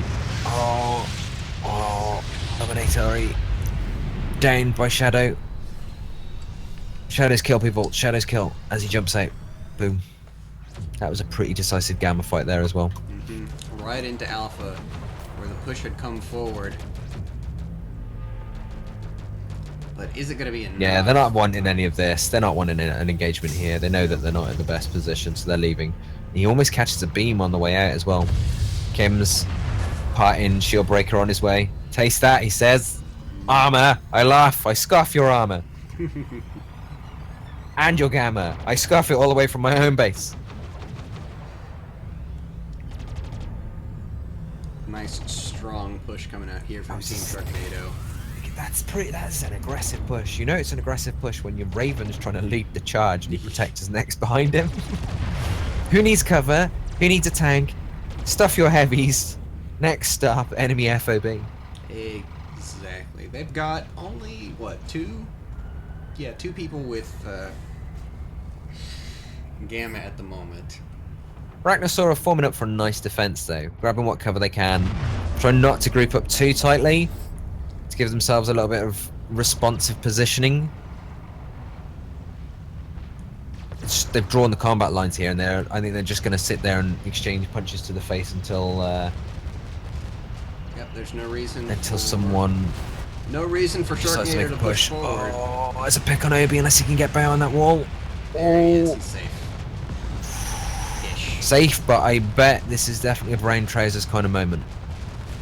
Most definitely. He's put in a very tough And position he's right now. about to get a beam, and he's got a shroud, but he does have a shadowness there to save his bacon and repair that broken armor. He needs to get down in cover quick. I'm pretty sure Definitely on that being team, very though, brave. I think he's one of the newer players. He's holding his own. He's doing all right. Fair play to him. Cenevita here, though. He's about to get the broadside of a levy, surely, or is the levy ignoring him? No, he's pulling up for broadside. Is that a beam coming in? Cenevita's been split from the pack. He's on his own. He's been so focused on trying to bag Huggy. But again, they had him. Kyochi had him. Then he got him perfectly lined up to come in from behind. Oh no, he's almost uncommittal whether he wants to go for it or not as he swings left and right trying to decide who his next victim's going to be. And it is and he goes for the twist and catches it on the underside of the broken armor there and the full beam. Cenevita actually lined himself up for that then. And well, he obviously wouldn't have seen it coming, to be fair to him. It was from behind. These things, I've said before, these ships need rearview mirrors. 90% to your death are from someone sneaking up behind you and shooting you in the butthole. Dang, and that is the entire map owned by Sharknado right now. Those minerals are going to tick up very quickly. We're going to have a very early level 9. And I think they're just going to sit here. They're just going to sit that's what here. I'm saying. It's the same as we've seen them in every match so far. They're going to sit on this FOB and wait for someone to jump in. And just take it as is. Now the question is, They get to jump out. They jump slightly. Well, Joe's jumped slightly earlier than they have previously done. I was going to say, have Arachnosaur been paying attention in their other matches and know that this is what they do? And are they going to jump in slightly earlier in order to try and get the jump on them as they leave? But no. Looks like Sharknado have decided that they're packing up early. They put their tents away. Campfires back in the back of the car. Level Back to 9 home. has been acquired. They're gonna go. Looks like they're gonna go set up for an early gamma. Gamma online in 60 seconds. Fleet request. Focus on Ooh, Gamma. boy. No one is bothered about that open FOB either. Not really. Oh, and that early gamma pick. Looks like Kyochi may not be in for this gas 3, which could be pretty big. Nope. No, Shadness is in to save the day. Cutting it close there. Once again, Joe in the back with that Raven. Is anybody going to chase him? They've got two options. They can either ignore him and take beams to the back, or they're going to chase him. It doesn't look Joe's like rotating chasing out. him. He's realised that maybe this time it probably... Fool me once. Fool me once. Twice. No, not happening. 20 seconds. Not this time. The focus though, the focus is starting to come out. Shadness is starting to taste it as well. He's really feeling the burn off this focus. 10 seconds. No energy, no health, no luck. Magma to the face. That is the weakness of the Protector. Such a good healer, provided everybody ignores you. All your team peels. It's all about the peel. Or the death ball. Look how tightly grouped this is with the death ball coming in. Yeah, this That death ball is going that to could be a do game changer work. right there. There we go. Oh, Kim's taking it all to the face. I don't think he's seen that. That- He's reversing into it. They're still not gonna take. But not enough. Not enough. No. They've got the gamma. Yep, unfortunately, Dire Venom being way too far out of position. There's only 2 of them got the gas though, and they're not looking for a fight here. They don't want to sacrifice it. I would say they're probably someone is pinging the home base for Team Sharknado, whereas I'm pretty sure the Arachnosaurus team are probably looking for a gate open. I'd have thought maybe wait for the rest of the team to turn up, drop a levy in, drop a beacon. Maybe we could see some of that sexy play, maybe. Or start dropping the beacon and then jump in and boom, straight down, rest of the team straight in on the back of it. That would also be pretty nice. That would certainly be the way to go. I'm not really sure that we're going to see anything particularly crazy, though. I have a feeling that we're actually going to see another Gamma 3. They're missing it. They're missing it right now. This is it. This is the moment, folks. This is what they should be doing. And this is obviously going to sound like me ranting. That's what they do. He needs to start that jump beacon going right now. Now. I'm not sure that I agree, simply for the fact that while, yeah, they could potentially bust a move, you still have to contend with the fact that you've only got, there we go, he's jumping in, he's going for it. You've only got 2 people with Gamma, and on top of that, they're down a level. Which This is it. Gamma's Start applying really the pressure. nice, but focus fire while down a level. Come on. I've got the faith. They can make this look sexy. They can make a play here. Obi, you're too far out. Back in line, Obi. No! Obi, what are you doing? You crazy madman! Okay, no. Reenacting the Obi-Wan's death to Darth Vader right there. Just going right in. letting it Sacrifice happen. himself. Kim is going down. Oh, Kim. You can taste the respawn. No, Kim, don't do it. Yep. We're going to see a completely wiped out Arachnosaur.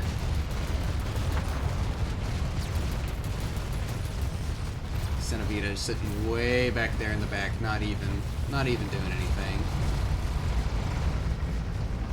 Oh, it's a heavily damaged Joe coming in to join the fight. Wow, that's a lot of firepower for one Colossus. New ship on screen.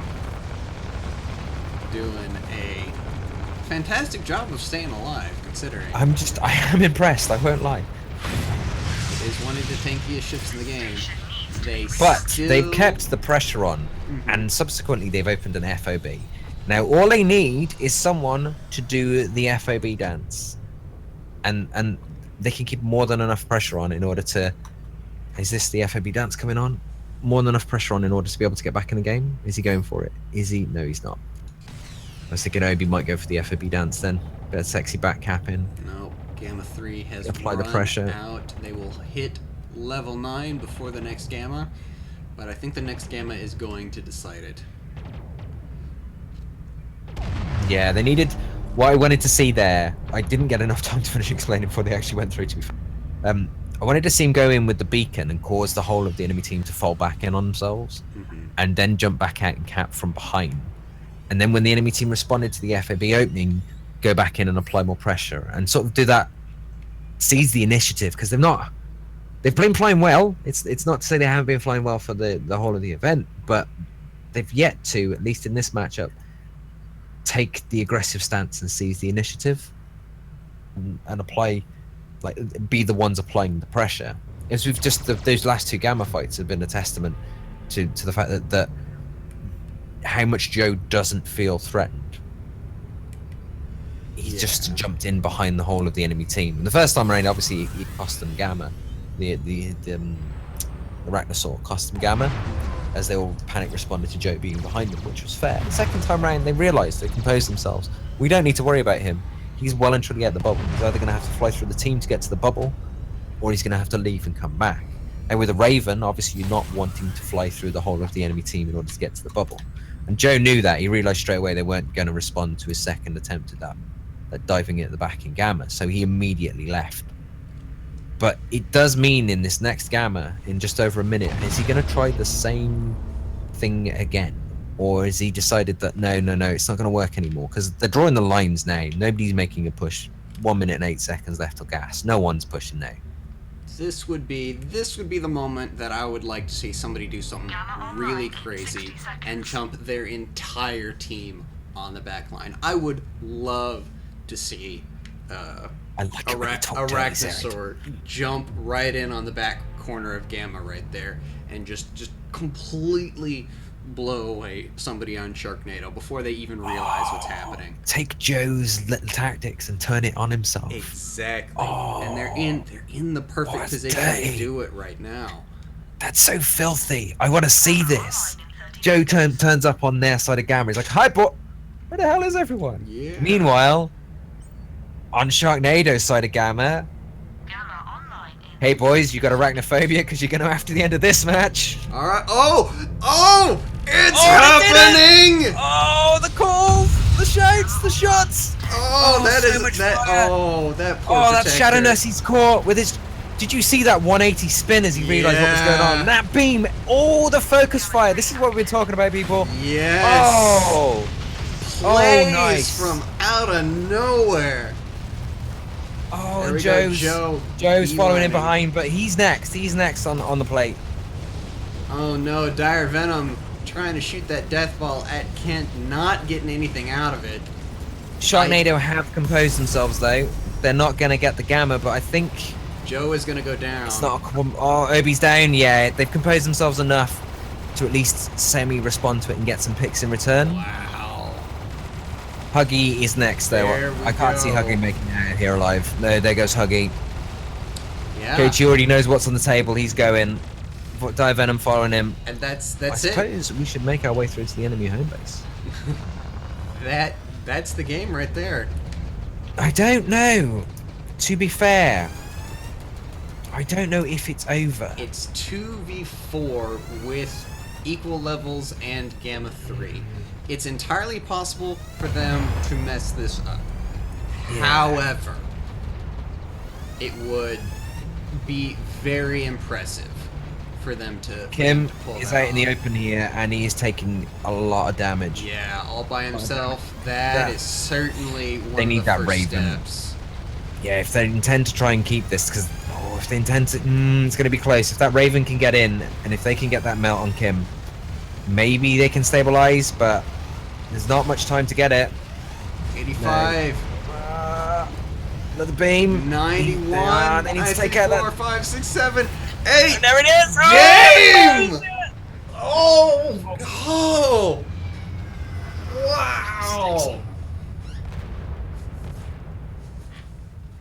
That was sexy. That was fantastical. Do you think they sent Joe a postcard afterwards saying, "Thanks for the idea, Joe. Much appreciated." That's how you win people. You take an idea and you build on it. Hey, guys, that Gamma 1 back rage was pretty effective. Oh, look, he's tried it at the next Gamma as well. Do you reckon maybe, just maybe, we could apply this ourselves on a larger scale? Jeez. Boom. That was perfect. That was perfect. And look, you judging by the scores, you wouldn't think that this game. That play, it was down to that play. It's often the case in Fractured Space. It's always down to that one outside left field jobby style play of the game that no one sees coming, and it just sneaks up on them and catches them with their trousers around their ankles. Jeez. If Joe had have tried that back jump, maybe if he hadn't tried it earlier on in the game, maybe they hadn't considered doing it themselves, and he'd have done that maneuver, but at that last Gamma 3 instead, it might have had the same result than it did earlier on in the game, and it may have actually been what won them the game. But that's just the nature of Fractured Space. It's a violent beast, should we say, that will turn on you in a heartbeat. And yes, Gatesan, I am everywhere. I probably should respond to some of this Twitch chat because it has been popping off. Oh, goodness. Them shivers. Who the hell wants to watch Real Madrid when you can watch this? This is the real Madrid. Absolutely. What's the Real Madrid? It's really hot there, isn't it? That's what I was suggesting. You know what I mean? All right, but we missed a lot of that chat. sets up our final. It does. We are going to have Arachnosaur and Birdemic. I didn't see that coming. Sharks versus Jets had been on my plate for the final there. Sharks versus Jets. Obviously, Birdemic being the Jets because that's as close as we got to Jets in here. Yeah.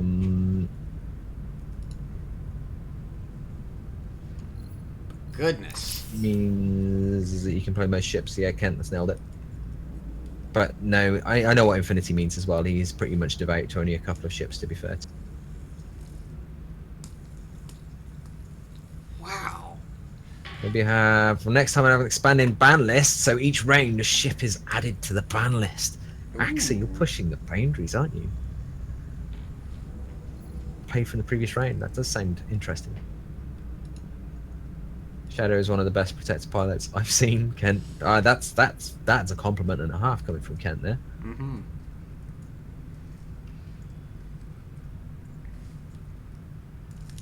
Wow. That team likes to stay together like that. IB2, it's effective. Could be anti-grouping. Yeah, that's fair. That's fair, Commandos. You can't play aggressive because half the teams are too new. Makes for sometimes they work. Sometimes aggression, when you're doing aggression against other new players, they don't know how to react to it, and it can carry you through. So it's fluid, shall we say. These games, that's why I like this tournament. Tournament? Jesus, I'm doing all of the American accents right now. This tournament, I don't know about you, Xerid, because they're a lot more fluid usually, because there's a lot less rigid team drilled in.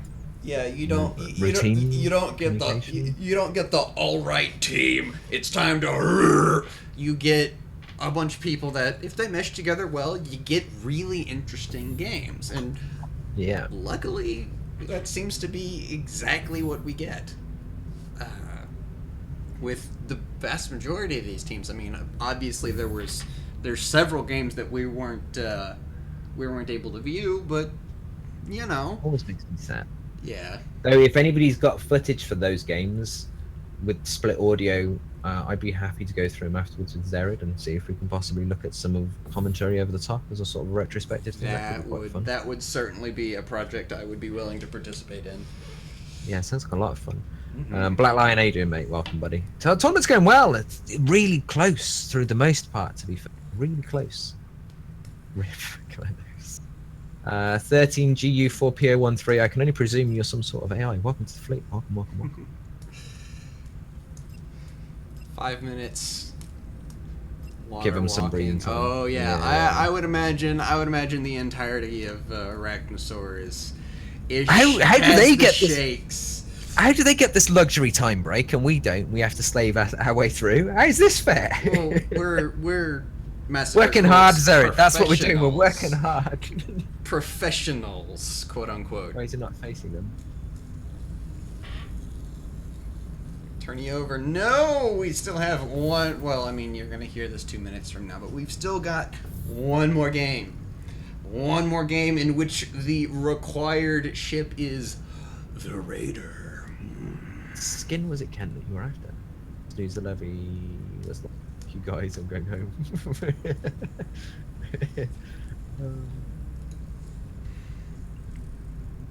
One hell of a move, and that's why for the Lolz tournament is best tournament. I don't. Yeah, you know what? I'll go ahead and agree with that. I will agree with that sentiment. For the Lolz is the best tournament that we've got going on right now. Because you know what? We don't get the okay. Those guys are winning. We do not get that with this tournament style. There's I love it. You saying that has just highlighted something in my chat, and it's a shout out to Rook, because I don't know if a lot of people, this is a lot of stuff that people don't realize.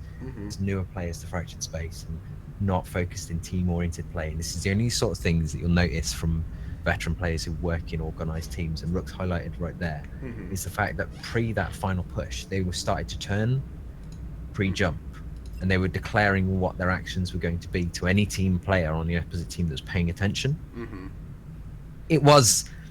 This is like when they were coming into Gamma, clearer. And the fact that they turned around to face the opposite direction than what you'd expect from them coming into Gamma forecasts where they're jumping in Gamma.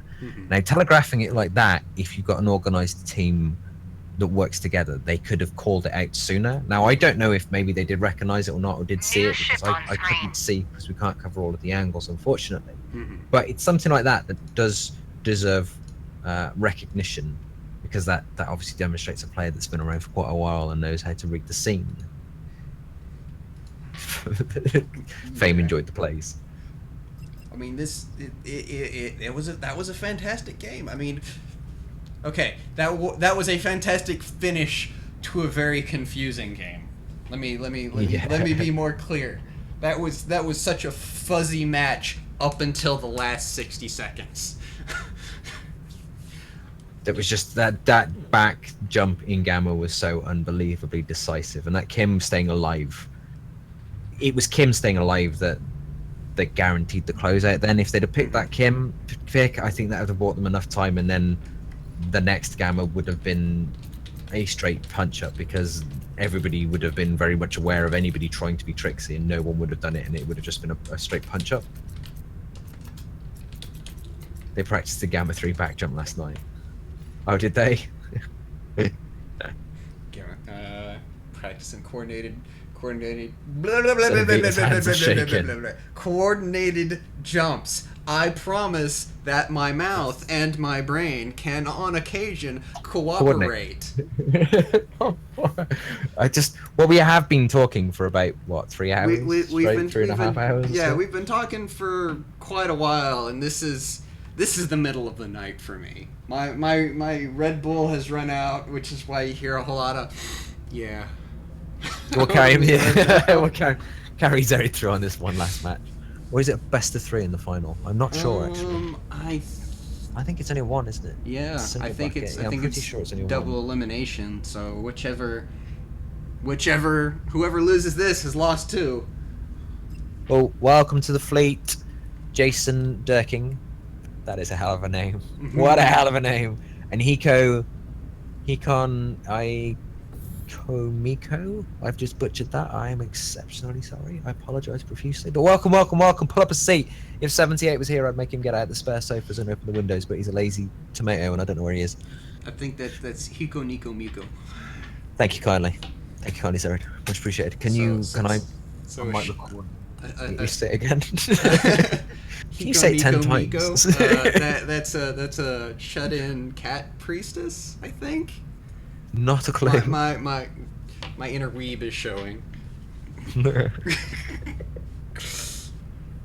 Ah, Joe, keeping it in good spirits as well. Nice one, Joe. Much respect. Much respect. It's easy to be the first if you're the only one running.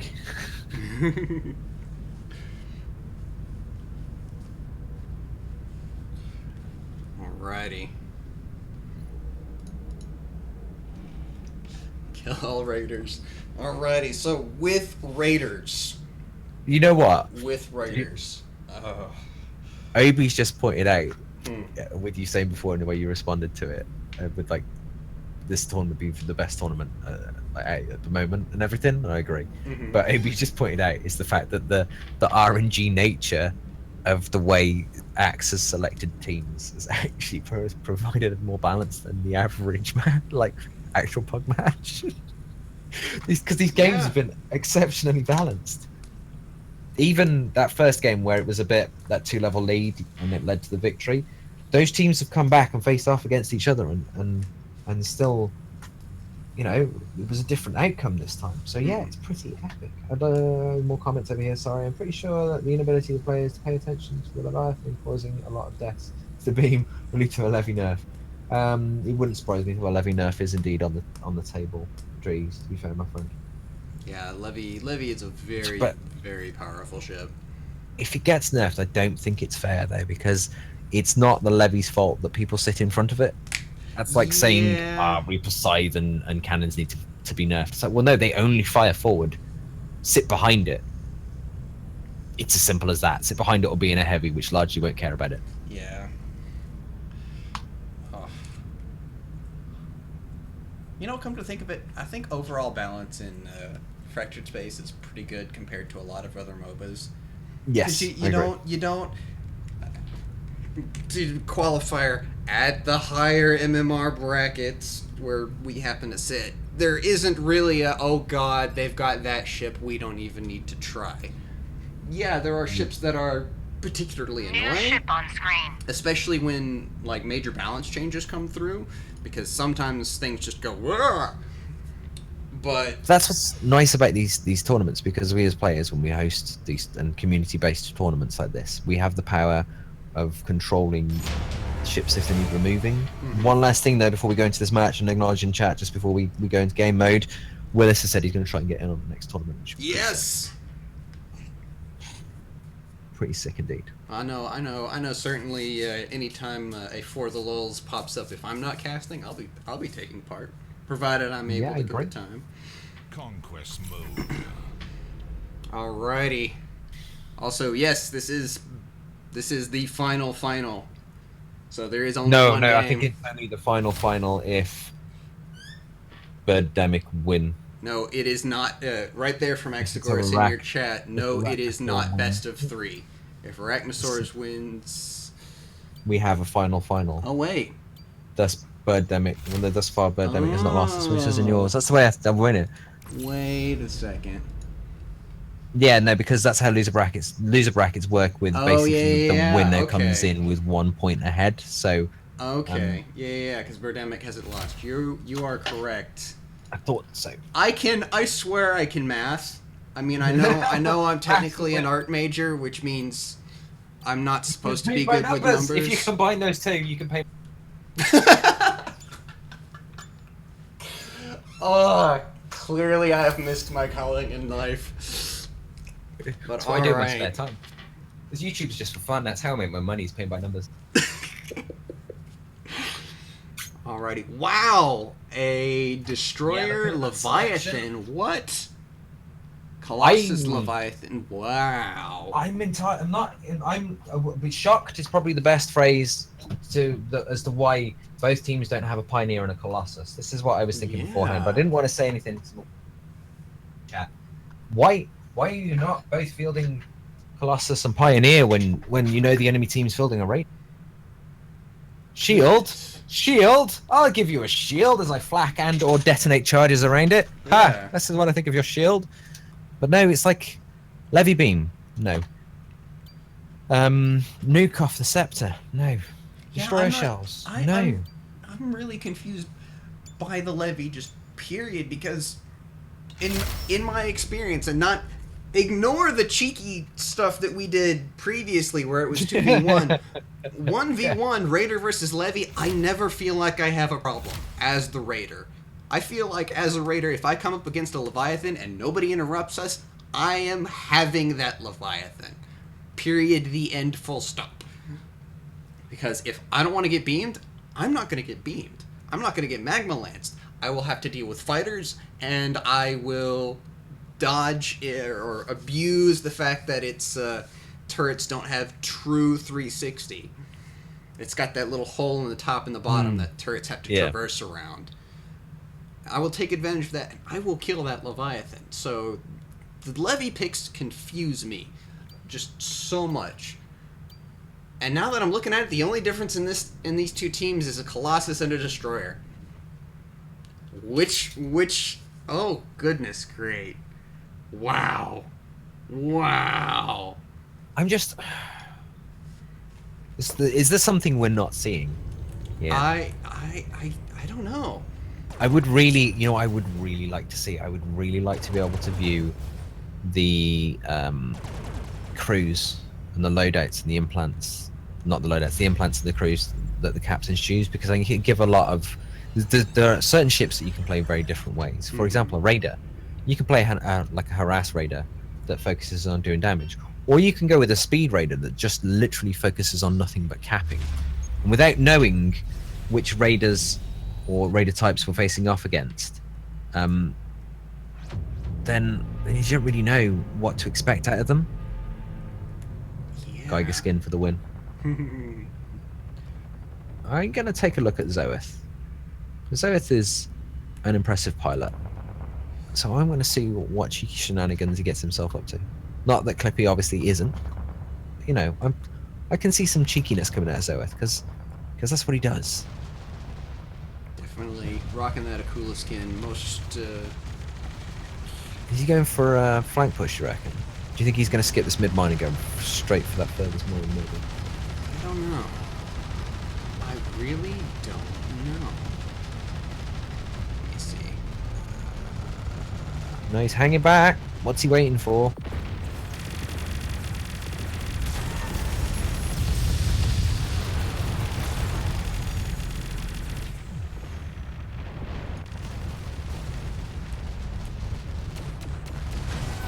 This is a very Poking. confusing beta. They've got a 4-stack in here. Oh wow. Yeah. Infinity is doing a hell of a job of not dying here, especially considering he's not 100% using the available cover. What he should be doing is hooking around on the left side of this mine and trying to limit how much fire he can take, because he's taking it from everyone right now. I think...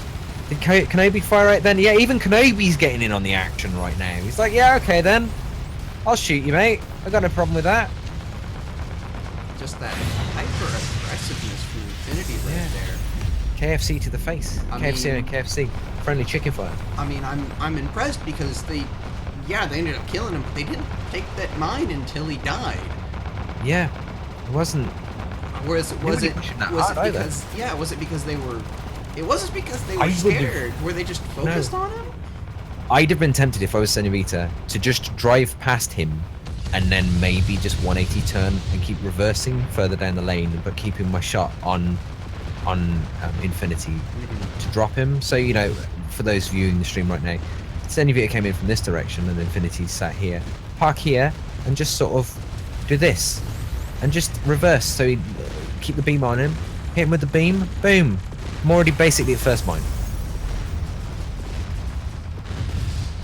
Colossus. I think that Colossus is going to be pretty instrumental later on. Yeah, dominant. I think taking out Kent.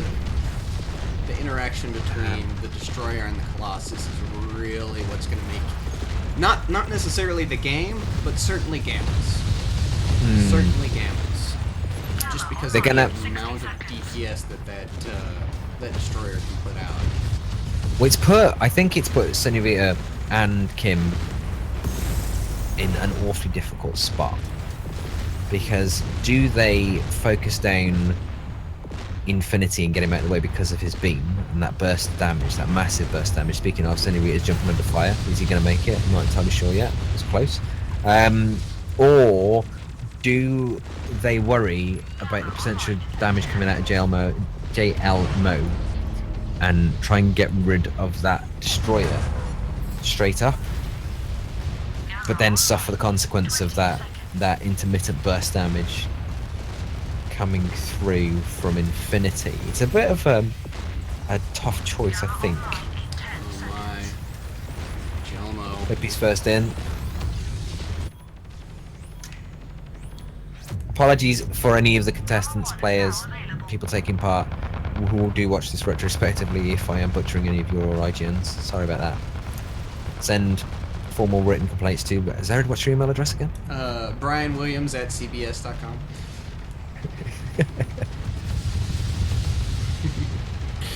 Alrighty. Gamma 1 underway, and it looks like it's going in favor of Arachnosaurus. Wait, I got that right? No, yeah, no, it's bird, but you know, Bird. it's Bird. You know what? because they keep swapping colours. It's because they keep Yeah. swapping bloody colours. I had to check it, to be fair. Kent is having a free reign though because they're not applying any pressure to him. He's sat at the back here, and they've decided to melt the destroyer first. Infinity. The Colossus first, even. Sorry. Infinity came forward, got I should himself have known. I'll get it right eventually. myrtleated, and That destroyer is just standing at the back, wailing down on anything that's moving slow enough. The suppressive fire, impressive suppressive fire is just. He's just having a field day, isn't he? Firing off his flak as a party salute. That's the fireworks that is from when you buy a new ship. Most people don't know that. goodness me, I don't think that destroyer pick is working out terribly well for, what was it again? Team Bird? Yeah. Team Bird. I'll get it one of these days. I'd forget my own Remember name if it Bird. wasn't tattooed on the inside of my bottom lip. Bod Bird. Alright. Dominatory going down. A Colossus. See you after the respawn, my friend. See you after the respawn. Yeah. Kim at the back here, strutting his stuff. Need some bad boy strut music for Kim right now, as he's just like DPSing all the way down the lane. There's nothing too much going on at the moment. It's just a bit of ebbing and flowing as the Scepters exchange fire. I'm not entirely sure though why they favoured the Scepter over the Reaper given the compositions. I'd have thought concussed missiles really, they're not really going to do anything to anyone at the end of the day. Not as much as a scythe would. I think maybe what they're hoping for is to help with shutting down heals and maybe to help delay the shield on the Raider, but I'm not really sure that that would be worth it. No, I definitely would have taken. I know you're a Reaper man yourself. I pretty much. Oh, that beam. Bobman's taking a beam to the face. He used to be. Oh no, he is in fact still an interceptor. But Cenobita is not looking too healthy after that pick on Kim. He lost a lot of his support DPS, unfortunately for him. But I'm much more of a Reaper man than a Scepter. Don't get me wrong, the burst damage off a Scepter is nice, but I prefer the persistent DPS because you can Yeah. reliably count on it. I agree. The sustained DPS you get out of a Reaper is just absolutely fantastic. Top that off with the armor break, which to me personally, just as a player in general, I love playing a support that buffs the damage of my allies. And yeah, it's great that I also do more DPS when I use the Scythe Beam, but it's also something big and flashy, and my team can see, okay, that guy just That's got lit. Scythe. Yeah. So he needs to go. He needs to get blacked right now. It's a good point you make there. It's a nice visual confirmation and visual prompt when something gets scythed because it automatically draws your attention to it. Okay, that's been hit. I should take a look at that now. And whoa, Infinity! No. What was that about? Jumping right back in. The ever fun. I just think he's completely thrown off the enemy team though. You can see him diving for cover. Look at Obi down here. He did not expect a Colossus, Levy, sorry, to turn back up in his face. Yeah. Kim's taking a beam. And I don't think Obi's going to be able to respond quick enough to do anything about it, is he? Or maybe he is. He's sort of He's recovered quick enough. But Kim has put himself in an awkward position on the opposite side of the station, so he's actually bringing Obi into the line of danger. I think that play from Infinity actually did a hell of a job of splitting the enemy team and causing a bit of confusion there. Subsequently, Senorita goes down, gets picked out, he's pulled into the lines and chewed up as the rest of his team sort of fall back. He carried on driving, I don't know why, he should definitely have hit the brakes. Definitely have hit the brakes and eased up and backed up and sort of reformed with everyone else. Obi is looking like he might be following him. Kim's had to disengage rather than donate resources to the enemy team's cause. There goes Obi down for the respawn screen. Wow. Dominator, or Dominatory, sorry, he's sitting there wondering right now, what the bloody hell just happened to my team? Why did they melt? Sitting Infinity there. does not care about that flak. Oh. He's like, peace, catch you in a bit. Yes, And they managed to hold the middle mine as well. Dominatory doesn't know what to do with himself, he's leaving. No. Again, I can understand. And over in beta,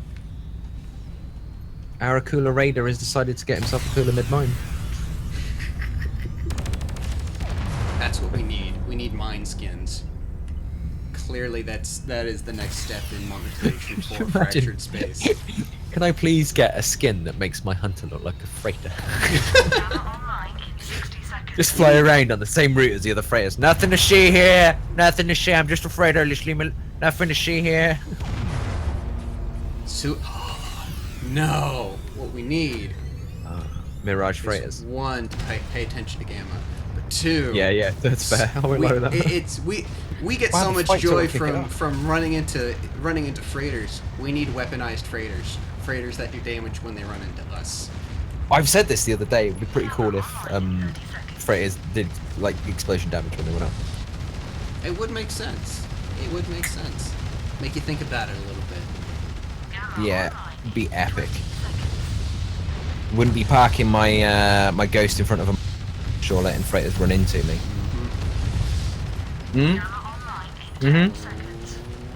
Alrighty, it looks like we're gonna have another just No. complete standoff at this Gamma. Just exchanging punches really at the moment. Yeah. Is that Nobody- Destroyer going to get himself in a position though where he can start offering a lot of suppressive fire, stopping those heavies from rolling out? The cap is stagnant as well, look at that. It's slow tick, slow tick in the favour of Bobman's team, but There they we just need to go. keep it rolling. They just need to keep it trucking down. It's all on the head of. It's because of that level differential, I believe, as well. It's all on the head of Kim's team to get that pick in Gamma in order to stop that slow tick. Because it's just a matter of time, basically, before they lose this gas too. Yeah, nobody's pushing. Nobody's being over aggressive. This is. I think they've chosen Zoeth as their target as well for cap power denial. shall we Looks say. like Dominatori has stuck his nose out. Yep, he's getting focused down. Beamed everything. That's a problem when your team Barely has to cover making so it much. out. Raider shield for the win. Yeah. Clippy doing his best he can, but he's taking a lot of damage in exchange for that. So I think It's Clippy certainly trying the worth it, best, though. and look at this neutralizing each other's with the shield. Oh, it's beautiful. Beautiful Zoeth play. Jumping out? Who jumped out? Somebody jumped out. Somebody did. It wasn't Zoeth. I They don't come want to back take my in. eyes off. I can't see anyone Zoeth actually fell. out. No, Zoeth is down. Kent came back. He grabbed 7 to try and make the difference. Kim down, and it seems to have made a difference though. Yeah. They're clawing it back slowly. Kim is barely holding on here. The whole of that team are looking none too ship shape. Like I saw, unless they can get a pick on Bobman's, Infinity I think coming they might be out. losing this. There we Oh, it's gonna be go. close. And the no. takedowns. Oh! The exchanges then, the ticking. Oh, it was so close. The weight froze there at 97. I wasn't entirely sure how it was gonna go. I don't think Arachnosaur is going to be able to do anything with it though. They're just so chewed up in general. Yeah, I think they need to get out. Yeah, But the they did go destroyers into that with focusing. mine advantage as well, which has not only put them back in the game, but ahead. Oh yeah. So So- Birdemic need to get picks on the way out in order to try and offset some of the resource deficit that they've lost out on. Not to be underestimated, I mean, folks. When you come out at the back end of the Gamma, if your team went in there with less mines, you need to try and at least pick up a couple of ships on the way out to offset the mine deficit. Here we go. Infinity actually gonna make it out. Two Leviathans deciding to disengage. Goodness, that is... I really don't know what to say about that Gamma. That was just... I was pretty sure they until- weren't going to get that. I was pretty until- sure they were going to be forced to make a bad decision, and then they were going. Yeah, until Kent jumped out, and I had no idea why he decided to jump out. That was just such a safe Gamma by each team. I'm very surprised because they were both in really good positions. They just needed to go and take advantage of it. But Infinity. I'm still somewhat in awe over Infinity's play before, where he left the sector and then jumped back in the middle of the enemy team. He just used his magma on a freighter. yeah, Nice. that is normally a free ticket to the respawn screen, but thanks to his team, he made it work, and it worked phenomenally. Right, there's nothing going on over here, so I'm going to be swapping over to the action here. Here we go. Clippy just right out there in front. He's Lots of just missiles trying to coming pee in his someone's way. swimming pool and see what he can get away with, isn't he? That's what it is. Yeah, and they're sending missiles at him, and his point defense is taking care of all of them. You can't see currently though. That's denoted by the little shimmer there from graciously donated by the target inhibitor off the. Oh, there we go again, off Bodman's. Magma Lance coming out, doing absolutely nothing. It's a pretty tight grouping though over here with Obi and his. Where are the death balls? They're going for that. There's no shared death balls heal. here. That makes me sad.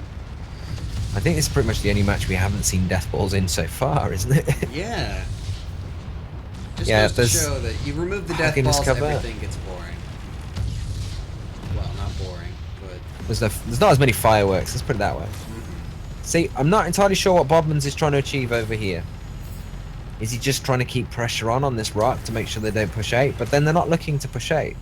They've got lane control over here. They don't have lane control over the road. That's fine. As long as they hold the mid mine, they're at least staying toe to toe, and they are ahead in resources, which is when you're ahead in resources, if you can't get further ahead, just staying on an even kill with the enemy team means you're going to keep your lead.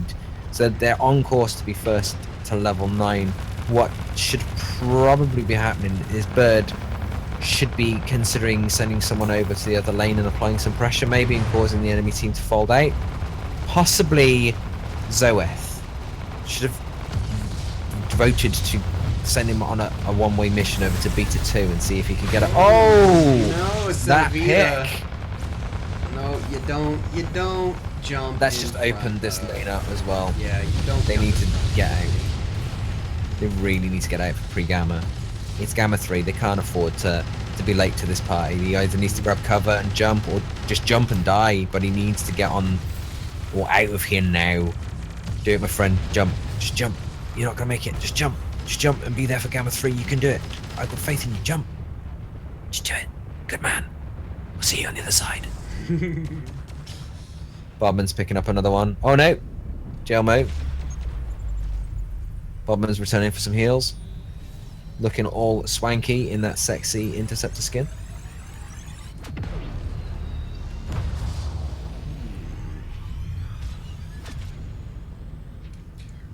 And all is quiet on the alpha front. We are going. So to F trying to see- grab this mid mine. No, what am I saying? Why is he trying to grab this mid mine? So what I meant to say was he's going for the first mine. Grab what cap he can. No, he's decided it's not worth chancing it. Being late for Gamma, it won't make much difference. They need to get this Gamma, or they're going to be slugging it out at home with the enemy not only having gas 3, but a level advantage as well. Yeah, that level advantage is really what's going to do it, I think. Level 9. Huge with those upgrades. It'll be really interesting to see what we end up seeing once the upgrade system comes out. Yeah, no, I ECG, agree. 20 seconds. Upgrades. Cough, cough. Cough, cough, cough. Oh, Clippy going high. Is he trying to bait the enemy team up to the top of think Gamma? that's exactly what he's going for. It doesn't appear to be working though. Again, Oh, very, Bobman's very nuke. safe play. Connecting with the station.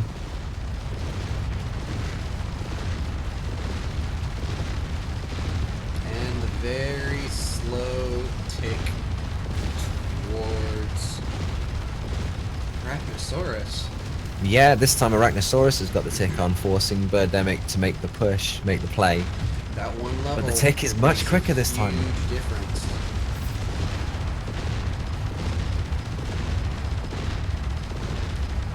So they go for the push on the left. Infinity's pulling down, trying to bait the levy out. But Clippy is responding to it. He's ready to shield that beam. But Obi is taking a paddling through the station. Yeah. It's all gonna come down to if they're gonna be able to get Obi or not. If they can manage to take him, there Starting he to goes. flush him. That's it. He slipped up. He's out in the open. He's flushed. There we go. Oh, the he destroyer coming comes. from the bottom. Going for That's a Obi. ballsy push there. I like it. Bombers It in looks on him, like I guess. It's gonna pay off. Yeah, there he goes. Obi's Yes! down. Left that jump home a little bit too late. And with that, the tick's reversed now as well. Oh my. Beam coming in from Infinity. Down onto the top of Kim. Kim is definitely feeling the burn off that fusion beam. Oh, and there's the closer off Infinity Magma, I believe. Hmm. Very slowly, everybody else will fall. This So he's doing might as best he be- can. There we go. Clicking Shield going up. down, and that's gonna be a Gamma 3. But is it enough for them to close out the match? That's the question. There are still 2 heavies in here, soaking up an all damage. They're buying a lot of time for their team to respawn. Colossus. One of them down, the other down. They can all Yeah. jump in right now and finish it off. They're gonna have one ship to contend with, To capture this location. and I think It's that's not it. exactly the most offensive ship in the game, to be fair. 20, 30%, 40%, 50%, 60, Look 70, how much it takes. 80, 90, and that, ladies and gentlemen, Game. that's it. That's it. That goes to Team Bird. And that is, in fact, that's the end game. of. Yeah, I believe it is. I'm just waiting for clarification and confirmation. Birdemic. I think it was. Yeah, it's Birdemic that won. So that's the end, folks. Not quite the way I'd expected that last Gamma to boil down with the way it was ticking up there. I was Yeah. thinking that push wasn't quite going to go in their favour. But that cheeky little push down from the destroyer and the persistent damage coming through the station from what I'm guessing was more than likely JL Mo's bombers picking out Obi-Wan there. I think I made all of this when it came to that last fight. There wasn't too much you could do about it either. Didn't see too much in the way of point defense coming out to strip him out. Maybe that was just a lack of communication on that one. Who knows? Maybe we'll find out afterwards. We might have to have a little chat with the team and see what happened or something. I did miss a few notifications, so we'll wait through for the final details to come through from AXA. You guys are obviously a couple minutes behind there. There was quite a bit of chat floating through, including some new followers, so I apologise profusely. First off here is... It's a Xerid. Welcome to the fleet, good sir. You know what we might just do? We might just go to here. and use this technology stuff in order to be able to see who it is, because that's so much easier.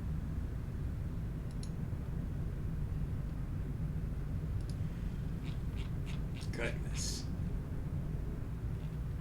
That is certainly... That's not- Sahin Sin, welcome to the fleet. Yeah, it's those two. Welcome, welcome, welcome. Thanks for following, much appreciated. Enjoy your stay. Axis should be joining us soon, surely. Infocam, how you doing, mate? What we got over at here? Stop playing LOL because yeah, I can understand that, Drees. To be fair, you'd need blue engine effects on that Hunter freighter skin. You would, Masozi. I can't argue with that. Blue Hunter skin effects for the win. Sick.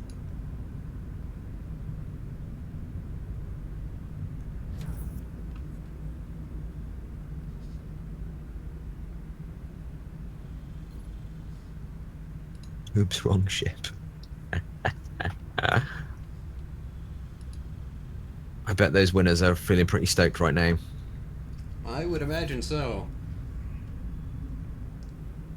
Goodness. Good. Oh, congratulations to Senavita. Yeah, he was just messaging me right before the games were about to start, saying, Nice, "Oh, this is Senavita. my first tournament." That's the way you want to go out the gate. Yeah. To be fair, nice. Yeah, doing real well. Doing very, very well. Well played to everybody today, by the way. It's been absolutely amazing.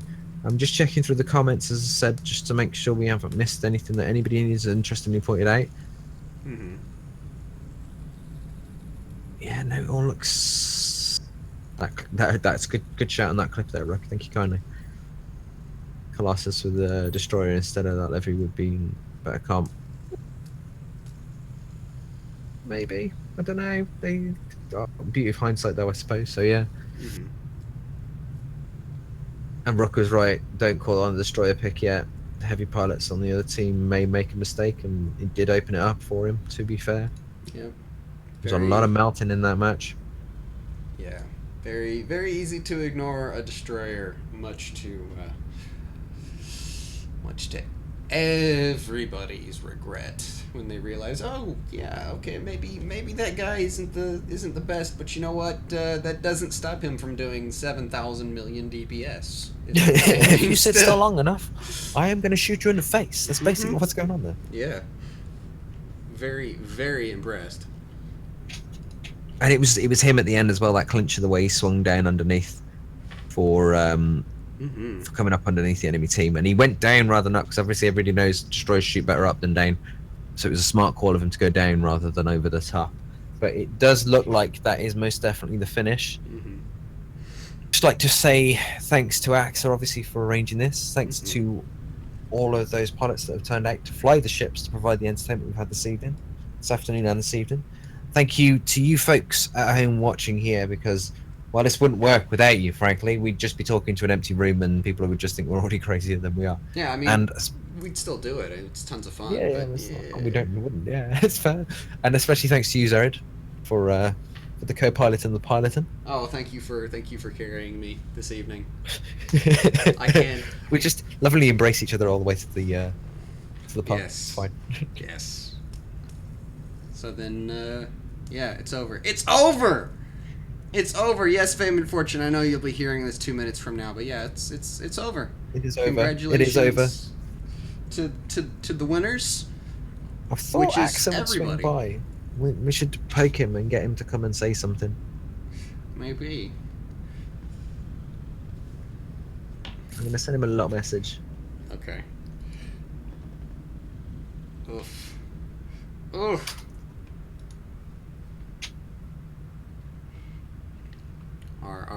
Our gracious tournament organizer. Yeah, Trace. Who has wrangled all of the people.